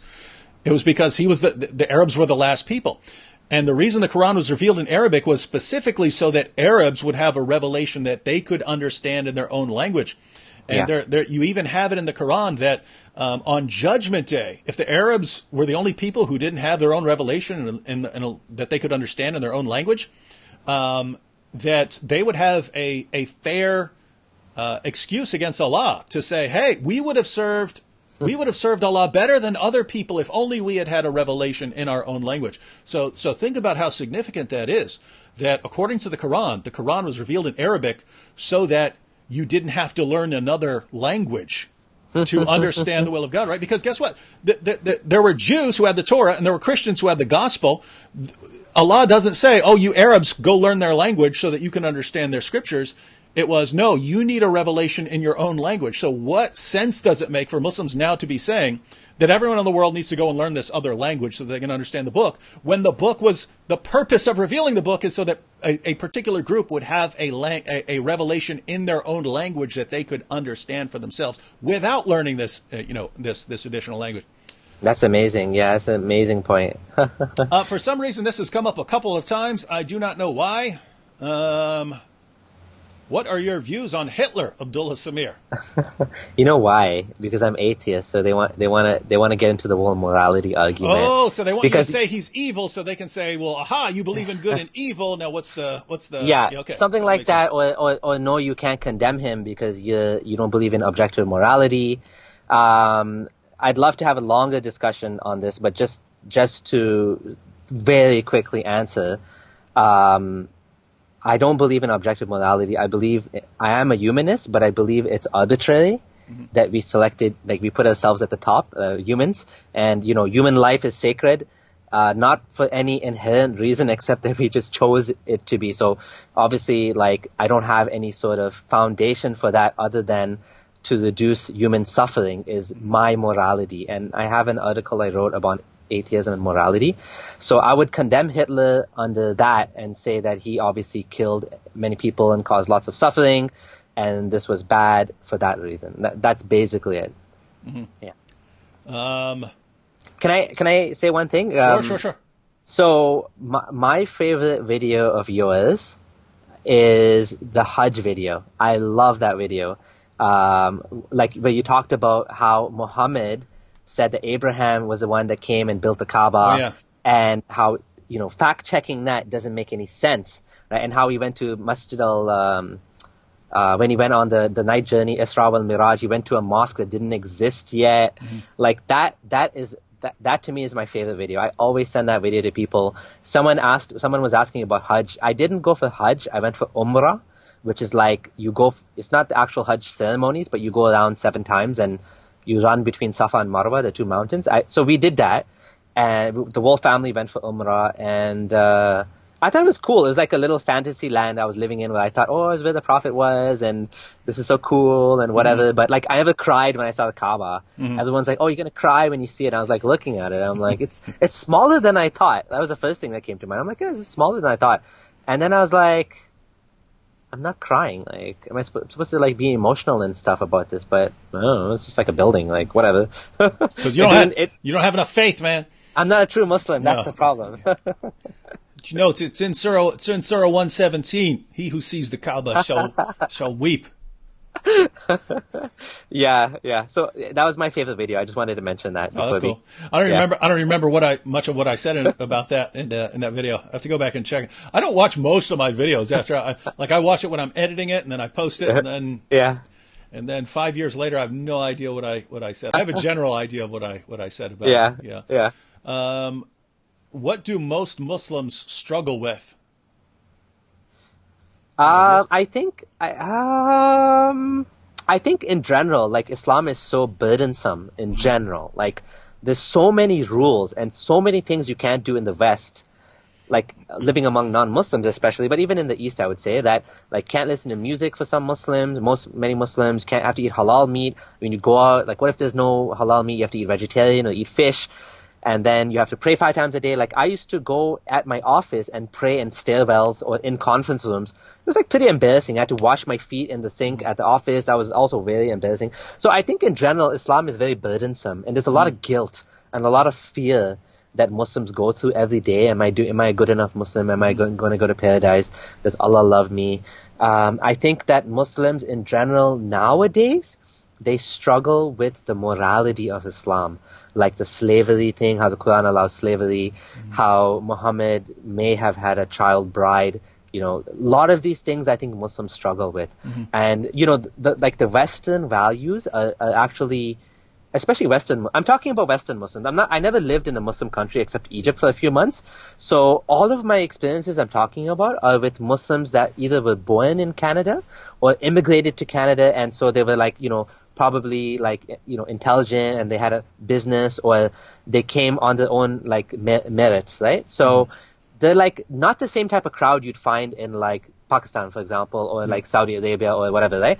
But these guys, I think they struggle with all non-Muslims are going to hell.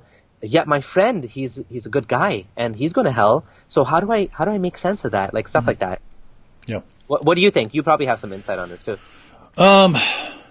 No. I mean, I was thinking, how would I know what most Muslims struggle with? I know what particular Muslims struggle with, and I've seen particular Muslims, and I know what they were struggling with. But I wouldn't know what most Muslims are struggling with. But your answer, your response makes sense. Okay, awesome. I think the Hadith as well. There's somebody mentioned black dogs in the chat. There's so much garbage in the Hadith that Muslims are, not to say the Quran doesn't have garbage in it too. I mean, I have to say the Quran has lots of garbage in it too. But there's far more in the Hadith just because they're far more massive collections. But you may have noticed this too. It seems like Muslims are more and more going Quran only without really understanding what it means to go Quran only. In not coherently knowing why they're rejecting certain hadith, not having a good reason to say, I don't like the hadith where he burned the eyes of the people and gave them camel urine. I can't say why I don't like it. I mean, I can say why I don't like it, but I can't give a good reason for rejecting it because it's in an authentic collection. So it becomes a selective, I only accept the hadith that are good. Or what does that mean, good? That I like, yeah. That I like. What? It doesn't make sense. You can't do that. Yeah, and it's just a huge interesting thing. Now, almost every time I quote a hadith, I'll hear from some Muslim who says, but that's not the Quran. I'll go, well, you praying 5 times a day is not in the Quran. What are you talking about? What reciting the Shahada? You have a Shahada in the Quran. It's not. It doesn't include, and Muhammad is his messenger, right? You get that from the Hadith. They don't realize so many of their practices. I mean, you're supposed to take the pilgrimage, and you're supposed to do your prayer. As far as the details on how those things work, so much of Islam comes from the Hadith. So for them to be tossing those out, just to avoid some embarrassing stuff, pretty rough. Here's a good one. 3 questions to a Muslim. If you had, basically, there are people here, they know Muslims. If you could give them, 3 questions to ask their Muslim friends. Now, it's kind of on the spot right now, right? But, what 3 questions would I ask if I only had 3 questions? Yeah. No, basically, if people are watching and they've got some Muslim friends, what should be 3 good questions to ask their Muslim friends?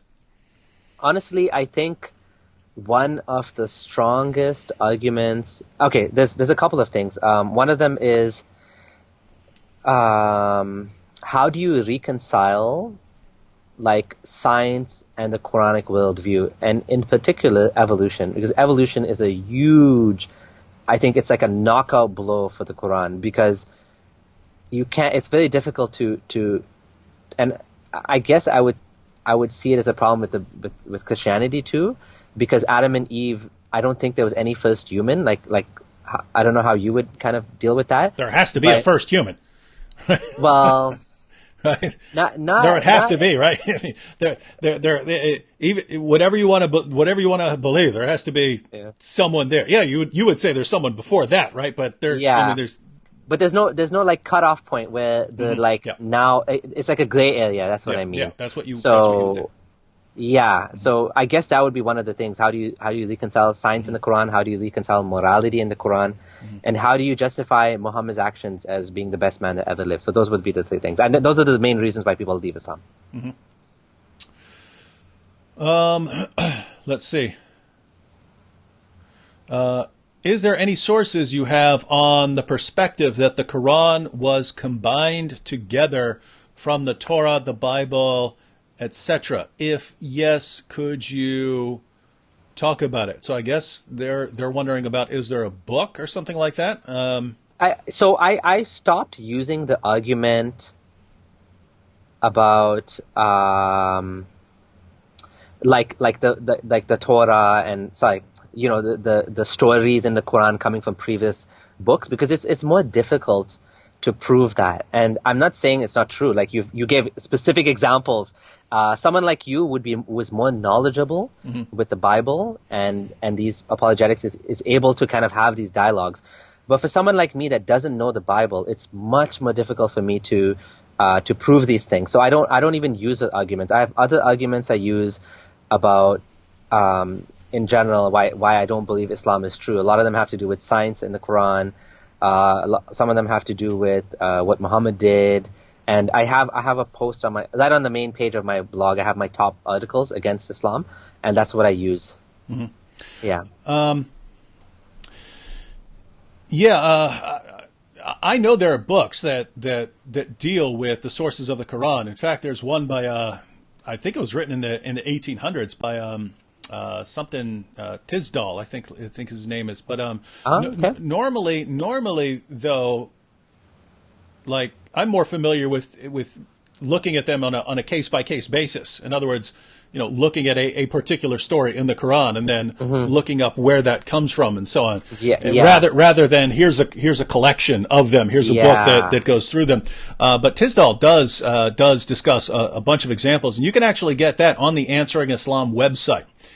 So if you go to answering-islam.org, you guys just start looking at the Quran, and you'll there's a Quran tab, then go to there and start looking up sources of the Quran. And so we find... Yeah, that's a good point. That's a very good point, because there's different places for different things. Like some of them, like you said, come from the Talmud. The whole Alexander romance ended up in the Quran. The Syriac Alexander romance ended up as Dhul-Qarnayn. The infancy gospel and some of the other stuff ended up with the stories of Jesus, the heretical kind of beliefs about Jesus. There's many different sources for each one of them, I guess, each one of the stories in the Quran. And it's quite fascinating when you look into this stuff. Like academics have done an amazing job. I think his name was Budge in the 1800s or the late 1800s. He did research, and he's the one that translated the Syriac Alexander romance into English, and that's when people started to see it and notice the similarities between that one and the Quran. So I think academics have done a great job on this, but I don't know any one particular book. I guess Answering Islam would be a good source. So they have a collection, and Tisdall's book is there as well. The whole text is there. Where did that go? Now here we go again. Fred Getz, check this out. David, if the gospel is not presented, this live stream will be useless. Notice he say it's useless, right? Now, guys, this is just the attitude is amazing, right? Because I understand saying, hey, present the gospel, something like that. I understand, hey, you're a Christian, present the gospel, and so on. The idea that everything is useless, right?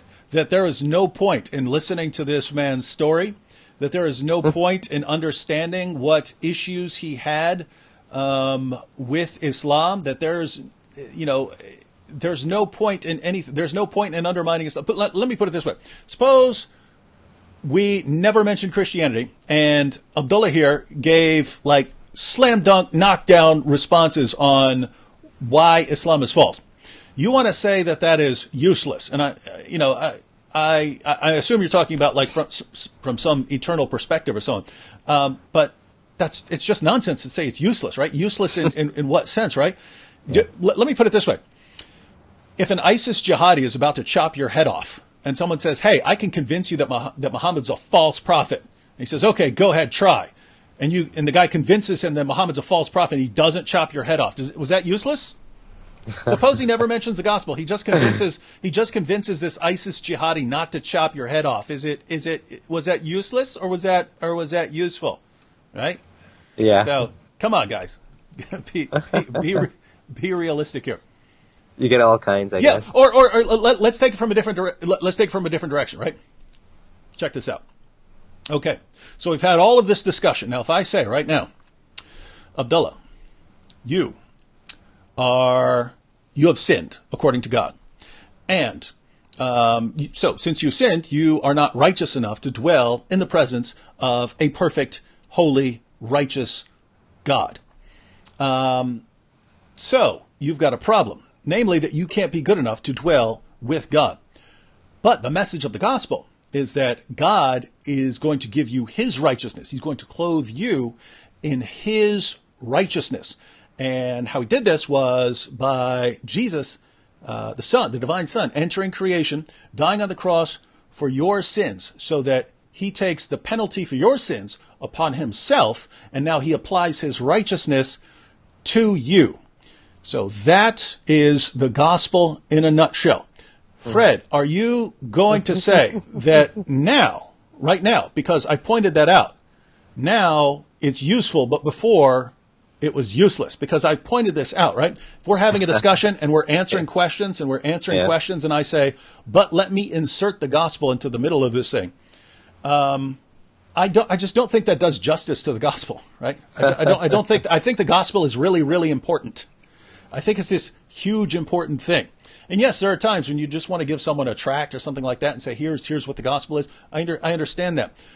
But I also believe that Abdullah has heard what I just said before.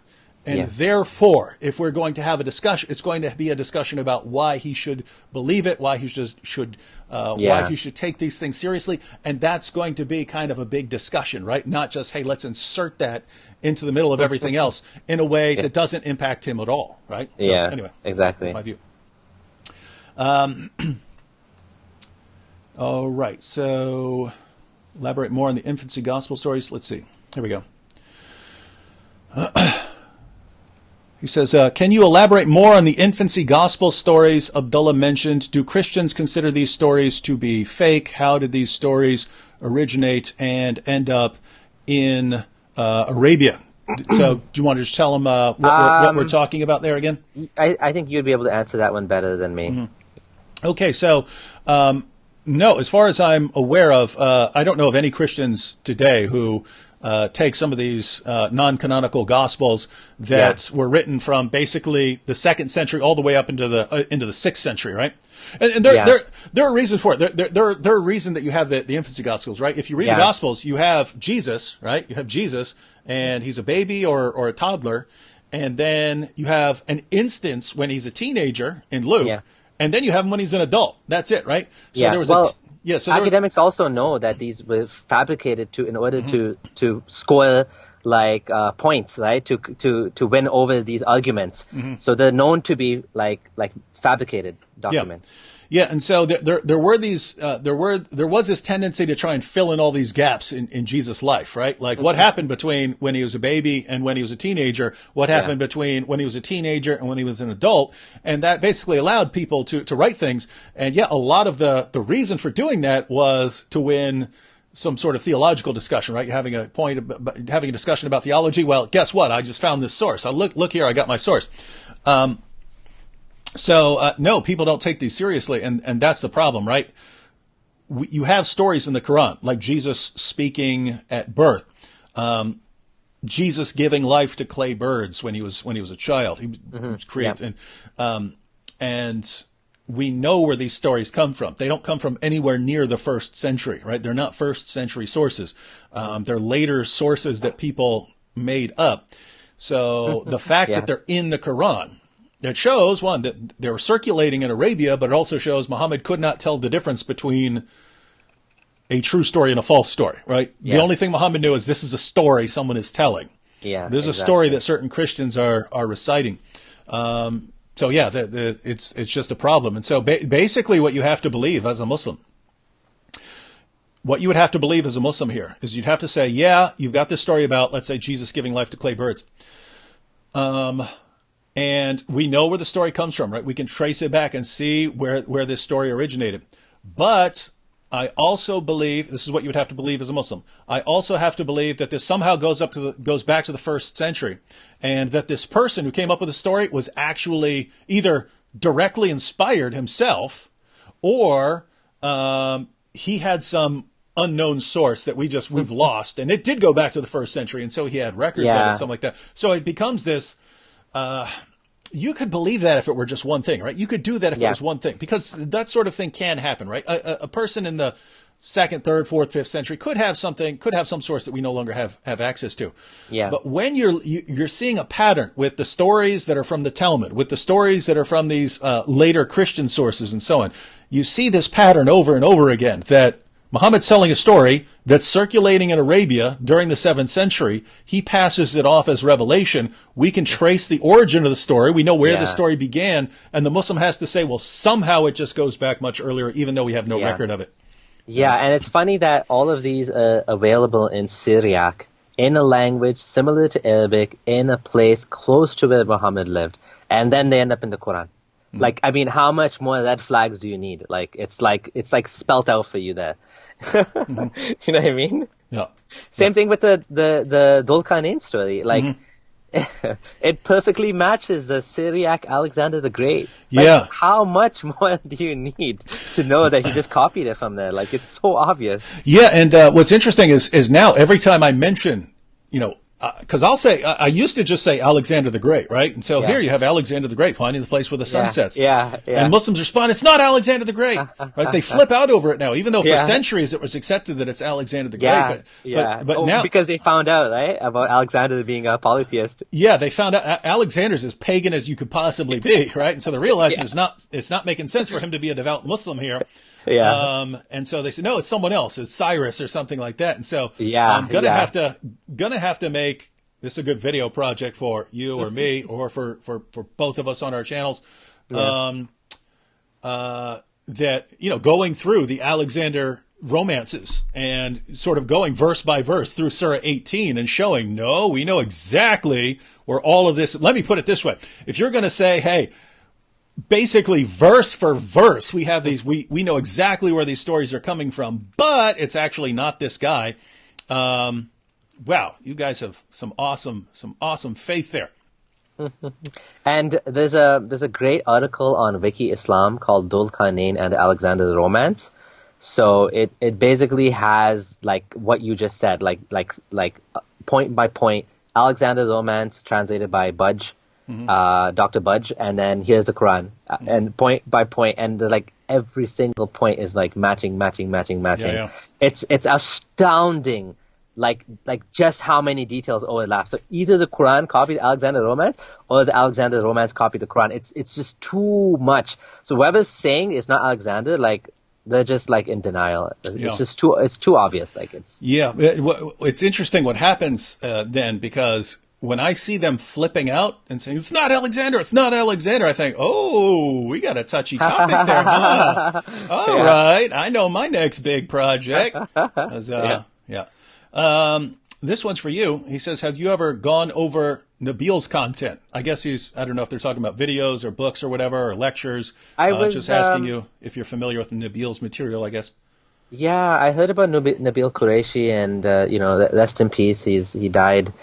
I was going to get his book eventually. The Case for Christ, I think it's called. Something like that. That's Lee Strobel. What's his book called? Nabil had 3. His main book was Seeking Allah, Finding Jesus. Ah, yes, that's the one. Mm-hmm. Okay, so yeah, I was hoping to read it. I never got to. I saw a few of his videos, but not as familiar with his content. I know he used to be Ahmadi as well. Yeah. So I had another Ahmadi friend, Reason on Faith, who wanted me to actually ask you about that. Like, did you guys get into the whole Ahmadiyya apologetics? Because Ahmadiyyas, they hold a little bit non-standard views on the Quran, and they don't believe in miracles per se. They have these funny reinterpretations of the stories in the Quran, where when Solomon was about to crush the ants, they say they're not ants. They were like a little army or something. They have these they don't believe in miracles, and they don't believe in like talking animals, and so they have all these funny like reinterpretations. Did you guys ever get into that? No, I mean I've mentioned. Well, yeah, we eventually got into the Ahmadi stuff, but that was me bringing it up, knowing that he was an Ahmadi. But okay. I pointed out that no, when Nabil and I were having our discussions, he was trying to prove to me that Muhammad was a prophet. that the Okay. Quran is the word of God. And the arguments he used were basically the same, perfect preservation, scientific miracles are the same things you hear from Muslim apologists in general. Okay. The exception was that with the crucifixion, because Ahmadis don't believe that Jesus died by crucifixion. They believe he was nailed to a cross. Oh, yes, But yes. even people like Zakir Naik and Shabir Ali now present that position and so on. So that even that wasn't terribly unorthodox. But I eventually decided to go on the offense against Mirza Ghulam Ahmad, and I got one of his books, and I was reading it, and I was like, this is the stupidest thing I've ever. It was page after page of him bragging about how brilliant his arguments were. And there was like the stupidest stuff I've ever read. Now I read something by another book by a later Ahmadi, Yeah. and I don't remember if this one came from Mirza Ghulam Ahmad or the later guy, but it was like, if God were a trinity, then every planets would be triangles and not planets, not spherical, right? And so I was like, but then they're just going on about how brilliant these arguments are, and it sort of reminds me of like the chest thumping of lots of Muslim apologists, where if your audience isn't really following your argument, but you're just, this is the most brilliant thing anyone's ever said, then hey, maybe you'll convince someone. Yeah, exactly. Someone by that. Yeah. Now this is interesting. I haven't. Zahra here was one of the ones who said, who asked if we could, if we're going to have some questions.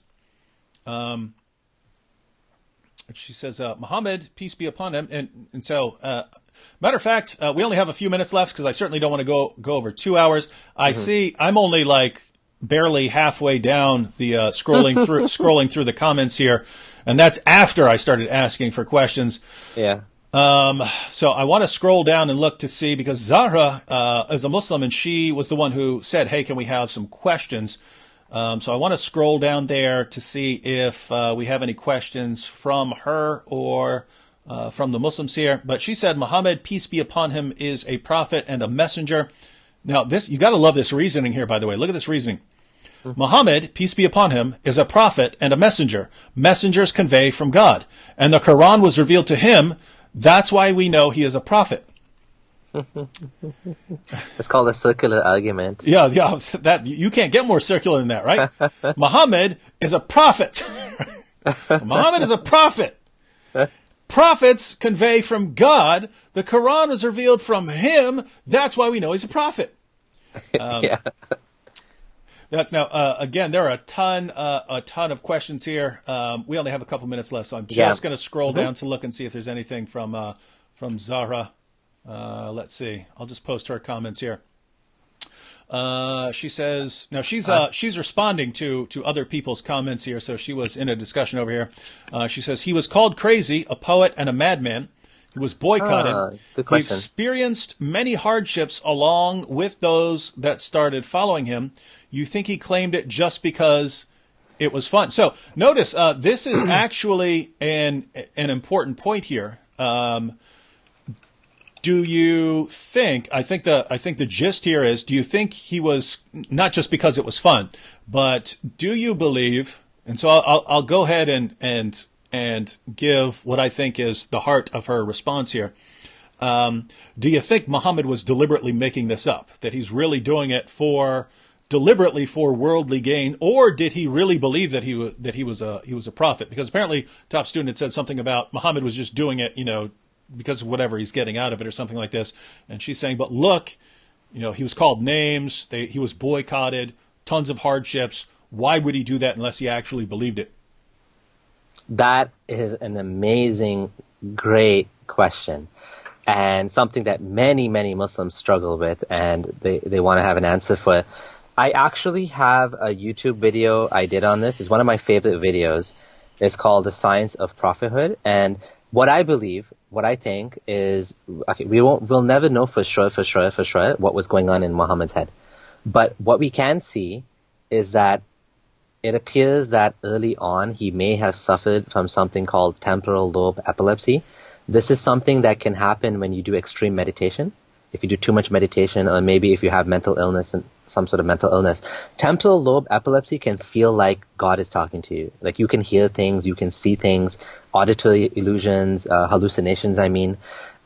He saw and he was like, there's a bunch of, one of my friends, Abdullah Gondal, has made a whole post on, signs that he had some sort of mental illness. And there's a video by the Box of Islam series, which is like 2 hours long, that goes through all of the evidence that he had some sort of mental illness.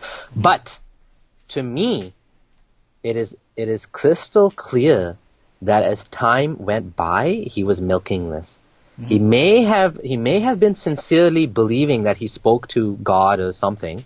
Again, you know that he spoke to Khadija, and Khadija might have been the one that convinced him that you were speaking to God, whereas he thought it was a devil or something, right? And so he may have been suffering from some mental issues.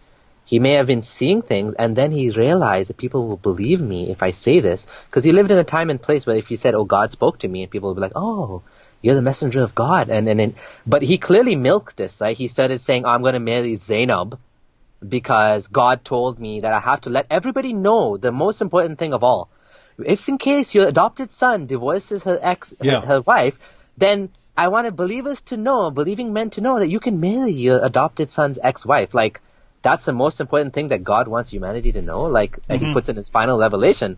So that's clear that he was getting advantages from this. Like, you've done a very good job in showing how he, like Aisha, Christians in general have done an excellent job in pointing out the moral hypocrisy of Muhammad, of how he benefited greatly. Like I've talked about this as well, but like basically like, marrying his choice of women, like allowing his soldiers to sleep with women and not without marriage, and like have sex with the slaves, and so clearly he was benefiting from this. Why didn't he accept this? So there's a so-called deal that the disbelievers offered him. They said, "We'll give you power, we'll give you wealth, we'll give you money," early on in his prophetic career. So why didn't he accept that? Is a big question. Well, there's very easy answer to this. One is he didn't believe them. He didn't trust them. He thought maybe they'll just kill him in his sleep or something. Or three, he didn't care because he's like, I already have more than this. I have people pretty much worshipping me, even though he didn't call it that. But they were like worshipping him. They were drinking his saliva and like collecting his wudu water and drinking it, and even his blood. I saw that video of yours where Zubair ibn Awam was even reported that he drank his blood. So like, and his auntie was collecting his sweat, and like, so they were pretty much worshipping the guy. Like, non-Muslim, one of the non-Muslims said, "I've never seen like a man that's respected by his companions, like Muhammad is respected by his companions." But like pretty much like he had people like worshipping him. So like he doesn't need these deals from these people, right? So like that's an easy enough explanation, I think. Yeah. And my basic view is I believe that Muhammad was convinced that he was a prophet, and so but we have so many of these issues like Zainab and Muhammad getting more wives than other people got, and the situation with Sauda, and him making an oath to his wives that he would stop having sex with his slave girl, and then getting a revelation. For those of you who aren't familiar with it, look up Surah 66, verses 1-2. That's a response after Muhammad took an oath to stop having sex with his slave girl. Allah steps in and says, "Hey, I didn't tell you to make that oath." And so it was telling him, "Hey, I didn't tell you to make that oath, so you don't have to keep it. So you can go back to having sex with your slave girl." He eventually got her pregnant. And so these kinds of things, the issue is, it's okay, if he sincerely believed that he was a prophet, was he adding things on deliberately, or were these just sort of affecting his subconscious, and then they come out perhaps through the temporal lobe epilepsy and stuff? I don't know enough about that. I know Brother Rashid is a big proponent of that as well. That because he's pointing out that it can, the disorder can actually do things that really line up. Like it can give you like turbocharged sex drive and stuff like that. That these episodes can do that and stuff, and then you read about Muhammad having sex with 9 women and girls in one night and stuff like that. So anyway, might fit, but oh, sorry, I misquoted. It wasn't Abdul Hamid and Box of Islam. It was Brother Rashid. Oh, okay. Has a video called "Muhammad in the Light of Science and Medicine." Beautiful video. It goes in detail about like proof that he was suffering from some sort of like mental illness. And like you said, like basically extreme narcissists, like they can't differentiate between like themselves and like God. They think they're God pretty much. Like if God is if they want something, God tells them, do this. Like so we don't know. Maybe he was that self-deluded, or maybe he was just taking advantage of people. Who knows? But it doesn't matter. Right? Like it doesn't matter at the end of the day. Either way, it's not Muhammad's revelations from about Zainab and all these things. He was either deluded into thinking, hey, I'm really getting a revelation from God, saying that God wants me to take the wife of my own adopted son. Or it was deliberate. So, that affects our view of him a little bit and stuff, but it's either way, that's not coming from God, and it's not something that anyone should be following. Here's another one from Zahra, and there's one more comment I wanted to get to because it's a good way to conclude, but one more from Zahra here. She says, I have a question. What do you think about people that revert to Islam and get abuse and kicked out by their families? Yeah, that happens. But I think in general, I think in today's world in general, it's much more likely that you will face abuse for leaving Islam than accepting Islam. Mm-hmm. Yes, people do face abuse for all sorts of reasons, including converting to Islam.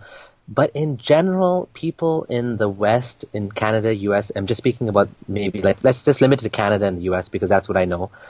In general, people are not they're more tolerant in general and they're more accepting, maybe because of the Enlightenment and tolerant and secular values nowadays. People are not they're mostly okay with that. And my own dad, when I converted from Ismailism to Sunnism, he was really tolerant and loving. He's like, you know what? It's up to you, however you want to worship God. If I would have told him I converted to Christianity, he would have been fine with it. Mm-hmm. So, yes, people do, but so what? We should allow people to we should allow people to follow whatever religion they want to. So for Zara, whoever's saying this, okay, yes, that's a bad thing, and we should help people. If someone wants to be Muslim, I support the right to be Muslim. If someone wants to be Christian, I support the right to be Christian, as long as they're not imposing the religion on me, right? As long as you're not putting your laws that I cannot do this onto me. You can follow, if you don't want to drink alcohol, by all means, but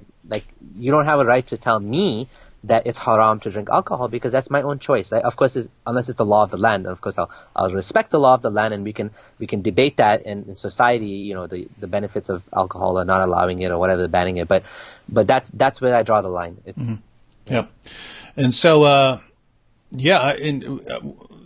what I find amazing here is that someone like Zahra is basically looking for us to say, you shouldn't be abused or something like that, or attacked or something like that because you've converted to Islam. But the moral point she's trying to make here, if you actually believe that, Zahra, why do you believe in a prophet who said if anyone leaves his Islamic religion, kill him and carry out the Sharia penalties even against your own family members? Right? You have a prophet who's saying, look, you would have to kill your own family members if you're going to carry out the penalties, right? Yeah. He said both of those things. Yeah. One thing I would kind of say to that is that as a Muslim, I believed and I was taught that a Muslim cannot implement Sharia law on their own. So vigilantism is not allowed. So let's say, my brother left Islam. I cannot go and kill him. I would not be allowed to do that. What would happen is I would have to go to a judge or to the police or whatever, which is what happens in some Muslim countries, and report him or whatever. And if he openly says that he left Islam and he doesn't repent, then the state would put a punishment on him that he would be killed, which is sad and unfortunate. But I wouldn't be allowed to kill him myself, right? So I like to make that distinction. That and the thing is, there are Muslims today which are thankfully saying that the punishment for apostasy was something that was connected to treason, which I don't buy it because there's just way too many examples of hadith that are kill the guy that left Islam and this person was left. And even the funniest thing is Jonathan Brown tried to use the example, which is the dumbest example he could have come up with, which was Abdullah ibn Abi Sar. And he said, look, they didn't kill him. But Muhammad said, wanted to him. Yeah. He was mad. To kill him, yeah. and you guys, So that's like the funniest example that he used in a video where he said, "But look, he didn't actually kill Abdullah ibn Abi Salih." Like, what? Wow. You couldn't have picked a worse example. But in general, I do believe that many Muslims nowadays are kind of, especially the Sufi Muslims. So Hamza Yusuf and his Sheikh Abdullah bin Baya, they are openly saying that like you can Google this, outdated religious laws should be changed. So they had a forum in Morocco. He studied in Morocco. He's a Sufi, like Sunni Muslim. And they are actually saying that Islam is compatible with democracy. They're saying Sharia law should not be implemented, like the hudud part of the Sharia law of praying and all that should be implemented, but not the part about like killing adulterers, stoning adulterers, and like chopping off the hand. He's like, we don't need this anymore because it's not in line with the goal of Sharia to preserve life and to preserve Islam. It's actually turning more people away from Islam. Mm-hmm. So there's a big part of Sunni Muslims now, Sunni Muslim scholars, were saying, we don't want this anymore. It's not appropriate in today's world. Mm-hmm. It was appropriate back then, and it had so-and-so reason, which I don't think is like necessarily, I don't agree with them on that, but I'm happy for this, right? Like I don't necessarily buy the reasoning, and I think what they're doing is reforming Islam without using that name. Because reform is a 4-letter word in Islam. Like people can't reform Islam because it's perfect. So how can you reform something that's perfect? So they can't say that they're reforming it, but they can see that these are bad things and they don't want it, right? And it's actually causing a lot of problems in the Muslim community. People are leaving Islam because of the fact that if you leave Islam, you'll be killed. They're like, why? I don't want anything to do with a religion that wants to kill people for leaving Islam. Because look at all these good people I know that they're not Muslim. Like, should they be killed, right? Or these people I know that left Islam, or my family member or whatever, right? It doesn't make sense to them that if a Christian converts to Islam, they're not killed. Nobody wants to kill that guy. But if the guy goes from Islam to Christianity or Islam to atheism, he has to be killed. So it doesn't add up in their mind. So it's causing problems for the Muslims and so some of the scholars. And it's not taqiyya. They actually don't consider this to be something that's practical and should be implemented today. They're not hiding. This is actually what they want. They don't want Sharia law. But on the other hand, you have Islamists. Now, I opened up a whole can of worms just when we were about to close, unfortunately. You're good. Obviously, Islamists don't agree with this, like Hizb ut-Tahrir, all of the Islamists, the Muslim Brotherhood, they think that Sharia law has to be implemented and we need Sharia law. And they disagree with Hamza Yusuf and all of these guys that are saying we don't want it. So there's some tension in the Muslim community, but I really do hope that as time goes by, the ones that don't want hudud punishments will win over the ones that do want it. And there's always going to be a clash, and there's going to be a debate, continual debate going on. So yeah, and couple of things. You mentioned that normally under Sharia, if there are charges against a person, there's supposed to be a trial, witnesses are supposed to be brought forward, exactly. And so on. Yeah. So that is what you would get. I mean, in the Muslim sources, when someone is accused of adultery, they would come to Muhammad and so on. The issue I have is that very easy to misunderstand that, right? I mean, if you're reading and you see, if anyone leaves his Islamic religion, kill him. Yeah. Oh wait, that guy left his Islamic religion, right? Or Muhammad's ordering his followers. And there was examples where people killed a slave girl. Yeah. And that was not through a trial. The guy just killed his slave. Yeah, and so that's the other thing that's perfect is that Muhammad basically said, okay, well, yeah, no recompense payable for her blood. So it's, hey, yes, in theory you should have brought charges, but you went ahead and killed her, but no problem because, she was doing some bad stuff there. So it does look like there's some room to slide. On the issue of reforming Islam and so on, I think that I agree with the Islamists on what Islam actually teaches. But I've often thought, I thought years ago, because I was thinking, how would I make an argument that Islam could be reformed if I were a Muslim? And I think I've got a better argument than most of the people. Most of the people that you hear, and I don't mean like the legitimate scholars who are actually doing work on why you should not impose these penalties. I just mean the Western people say, oh, that's not what Islam teaches. Oh, no, they don't teach. Muhammad didn't teach that. They just deny it. So those people I don't even take seriously. Yeah. But I've often thought that you could basically argue along these lines, right? When Muhammad was in Mecca, he taught his followers to preach a message of peace and tolerance. God's going to judge you in the future. But hey, if we have a disagreement, hey, let's not start killing each other, because that's what was in the best interest of the Muslim community at the time. Yeah. Later, he received Surah 22, where he could start fighting defensive jihad. He was in no position to take over Arabia or anything like that, but it was in the best interest of the Muslim community at that time to start fighting defensively and so on. Later, when he was the most powerful force in Arabia, the message changed again to, now you violently subjugate this area. And so I'm sitting there looking, I'm saying, because if you look at the commentaries and so on, it's, well, Islam got to a place where now the message was, offensive jihad and so on. But I was thinking, if I wanted to argue it, and I don't think I've ever shared this before. I was thinking, if I were going to argue, I would say, yeah, but look at the assumption that's under all of this. Namely, you always do what's in the best interest of the Muslim community, right? In these different situations. So it's not these specific commands for these different situations that is the rule. The underlying rule for all of this is you do what is in the best interest of the Muslim community. And what's in the best interest of the Muslim community now in our world? Well, it would not be waging jihad and killing and so on. It would be something else. And so argue that there's something that's actually better, that's in the best interest of the Muslim community now.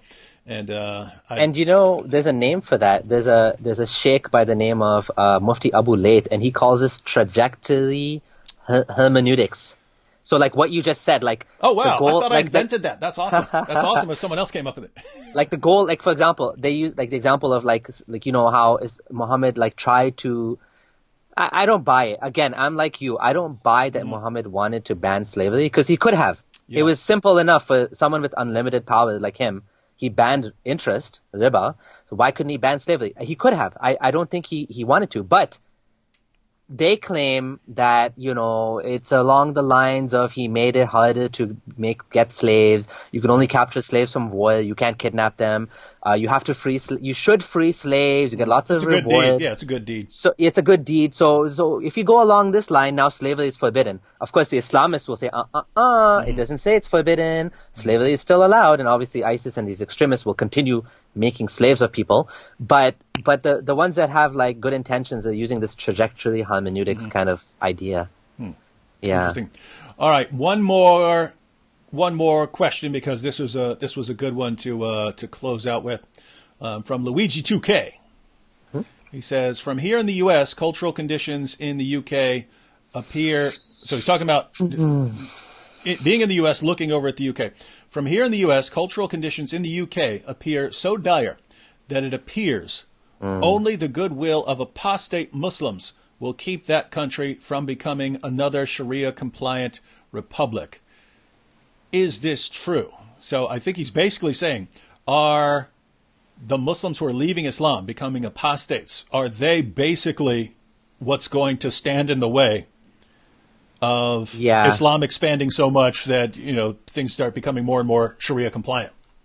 Yeah. In other words, because you could apply this elsewhere. In other words, are you and your fellow, that's why I said this is a good one to sort of close out with, are you and your fellow ex-Muslims actually the solution that people are looking for to these hopeless situations, right? Because looking over here, looking at Europe and situations in Europe, lots of people are looking at that going, this is just hopeless. This is just a big mess. Look what's happening over there. It's horrible. And so basically, are you and your ex-Muslims basically the solution? The solution. Yeah, it's a good question. I can't speak for UK in general. I have seen a lot and heard a lot of worrying concerns. In general, like the world demographics issue is going to be a problem in general because Muslims tend to have a lot of babies. I have 5 kids. You also have 5 kids. But in general, Muslims tend to have an above average size family. And Muslim it's good you were a Muslim first, because if you've been an atheist, you would have had 0 or 1. That's what. If you've been an atheist first, yeah. So I'm evening it out now. But it is concerning, like in general. Like I don't know about UK, but I have heard some concerning things. But speaking in general, I think that helping people to leave Islam, and it's not just ex-Muslims, like you're doing a good job too. You're doing a great job.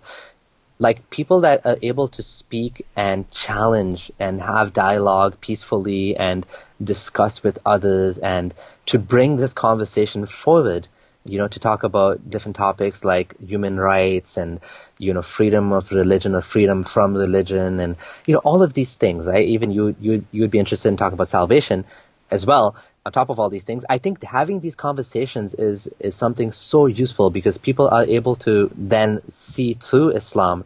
Ex-Muslims are doing a part. We're not the only part. Like I said, you're also doing a part. And I actually started this whole journey from a guy that was neither Muslim nor ex-Muslim. He was looking into Islam, and then he opened up my mind into looking into these things. And I had like some of my coworkers as well that they were atheists, but they were challenging me on some of the things I was telling them, and it helped me to look into it more. So keep having conversations with Muslims, make them your friends, befriend them, just like you did with Nabil, or Nabil did with you. I don't know how that started, but basically, let's keep doing this. Let's keep having these conversations. I think the pen is mightier than the sword, and if we keep doing this, I think we will make a difference in the world today. Yeah, absolutely. And I just want to say, I believe that ex-Muslims are a huge, massive part of the solution, and that's why I'm you, the apostate prophet, the other ex-Muslims. There are ex-Muslim Christians, there are ex-Muslim atheists, there are ex-Muslim agnostics. But everyone out there, regardless of where you agree or disagree, understand that these guys are very important part of what's going to be going on. So be sure that you, if you're not subscribed to Abdullah Samir's YouTube channel, that information's in the description box. You can also follow him on Twitter. I've got a link to his website there, and again, a link to his Patreon campaign. Thank you so much. So be sure to grab all that. Oh, one more comment, just because this one's for me. Ahmed said, I had a dream last night of David Wood becoming Muslim and going to the mosque with my brother. Oh my God, that's funny. So Ahmed he's watching so many of my videos that he's dreaming about me. He's dreaming about me converting. Oh, that's very funny. But yeah, well, Ahmed, keep dreaming, buddy. All right. Thanks, everyone, for joining us. Thanks to Abdullah Samir for being on here. And we'll see you again next time. And I'll be on your channel here pretty soon, right? Yes, absolutely. That's going to be the next conversation. We'll discuss the date soon, and let's do that. I'm excited. Yeah, so everyone go ahead and subscribe to his channel so you get and click the bell so you get the notification when we're going to be on. And if you weren't subscribed already, tons of videos, so check those out. All right, catch everyone later. Thank you so much.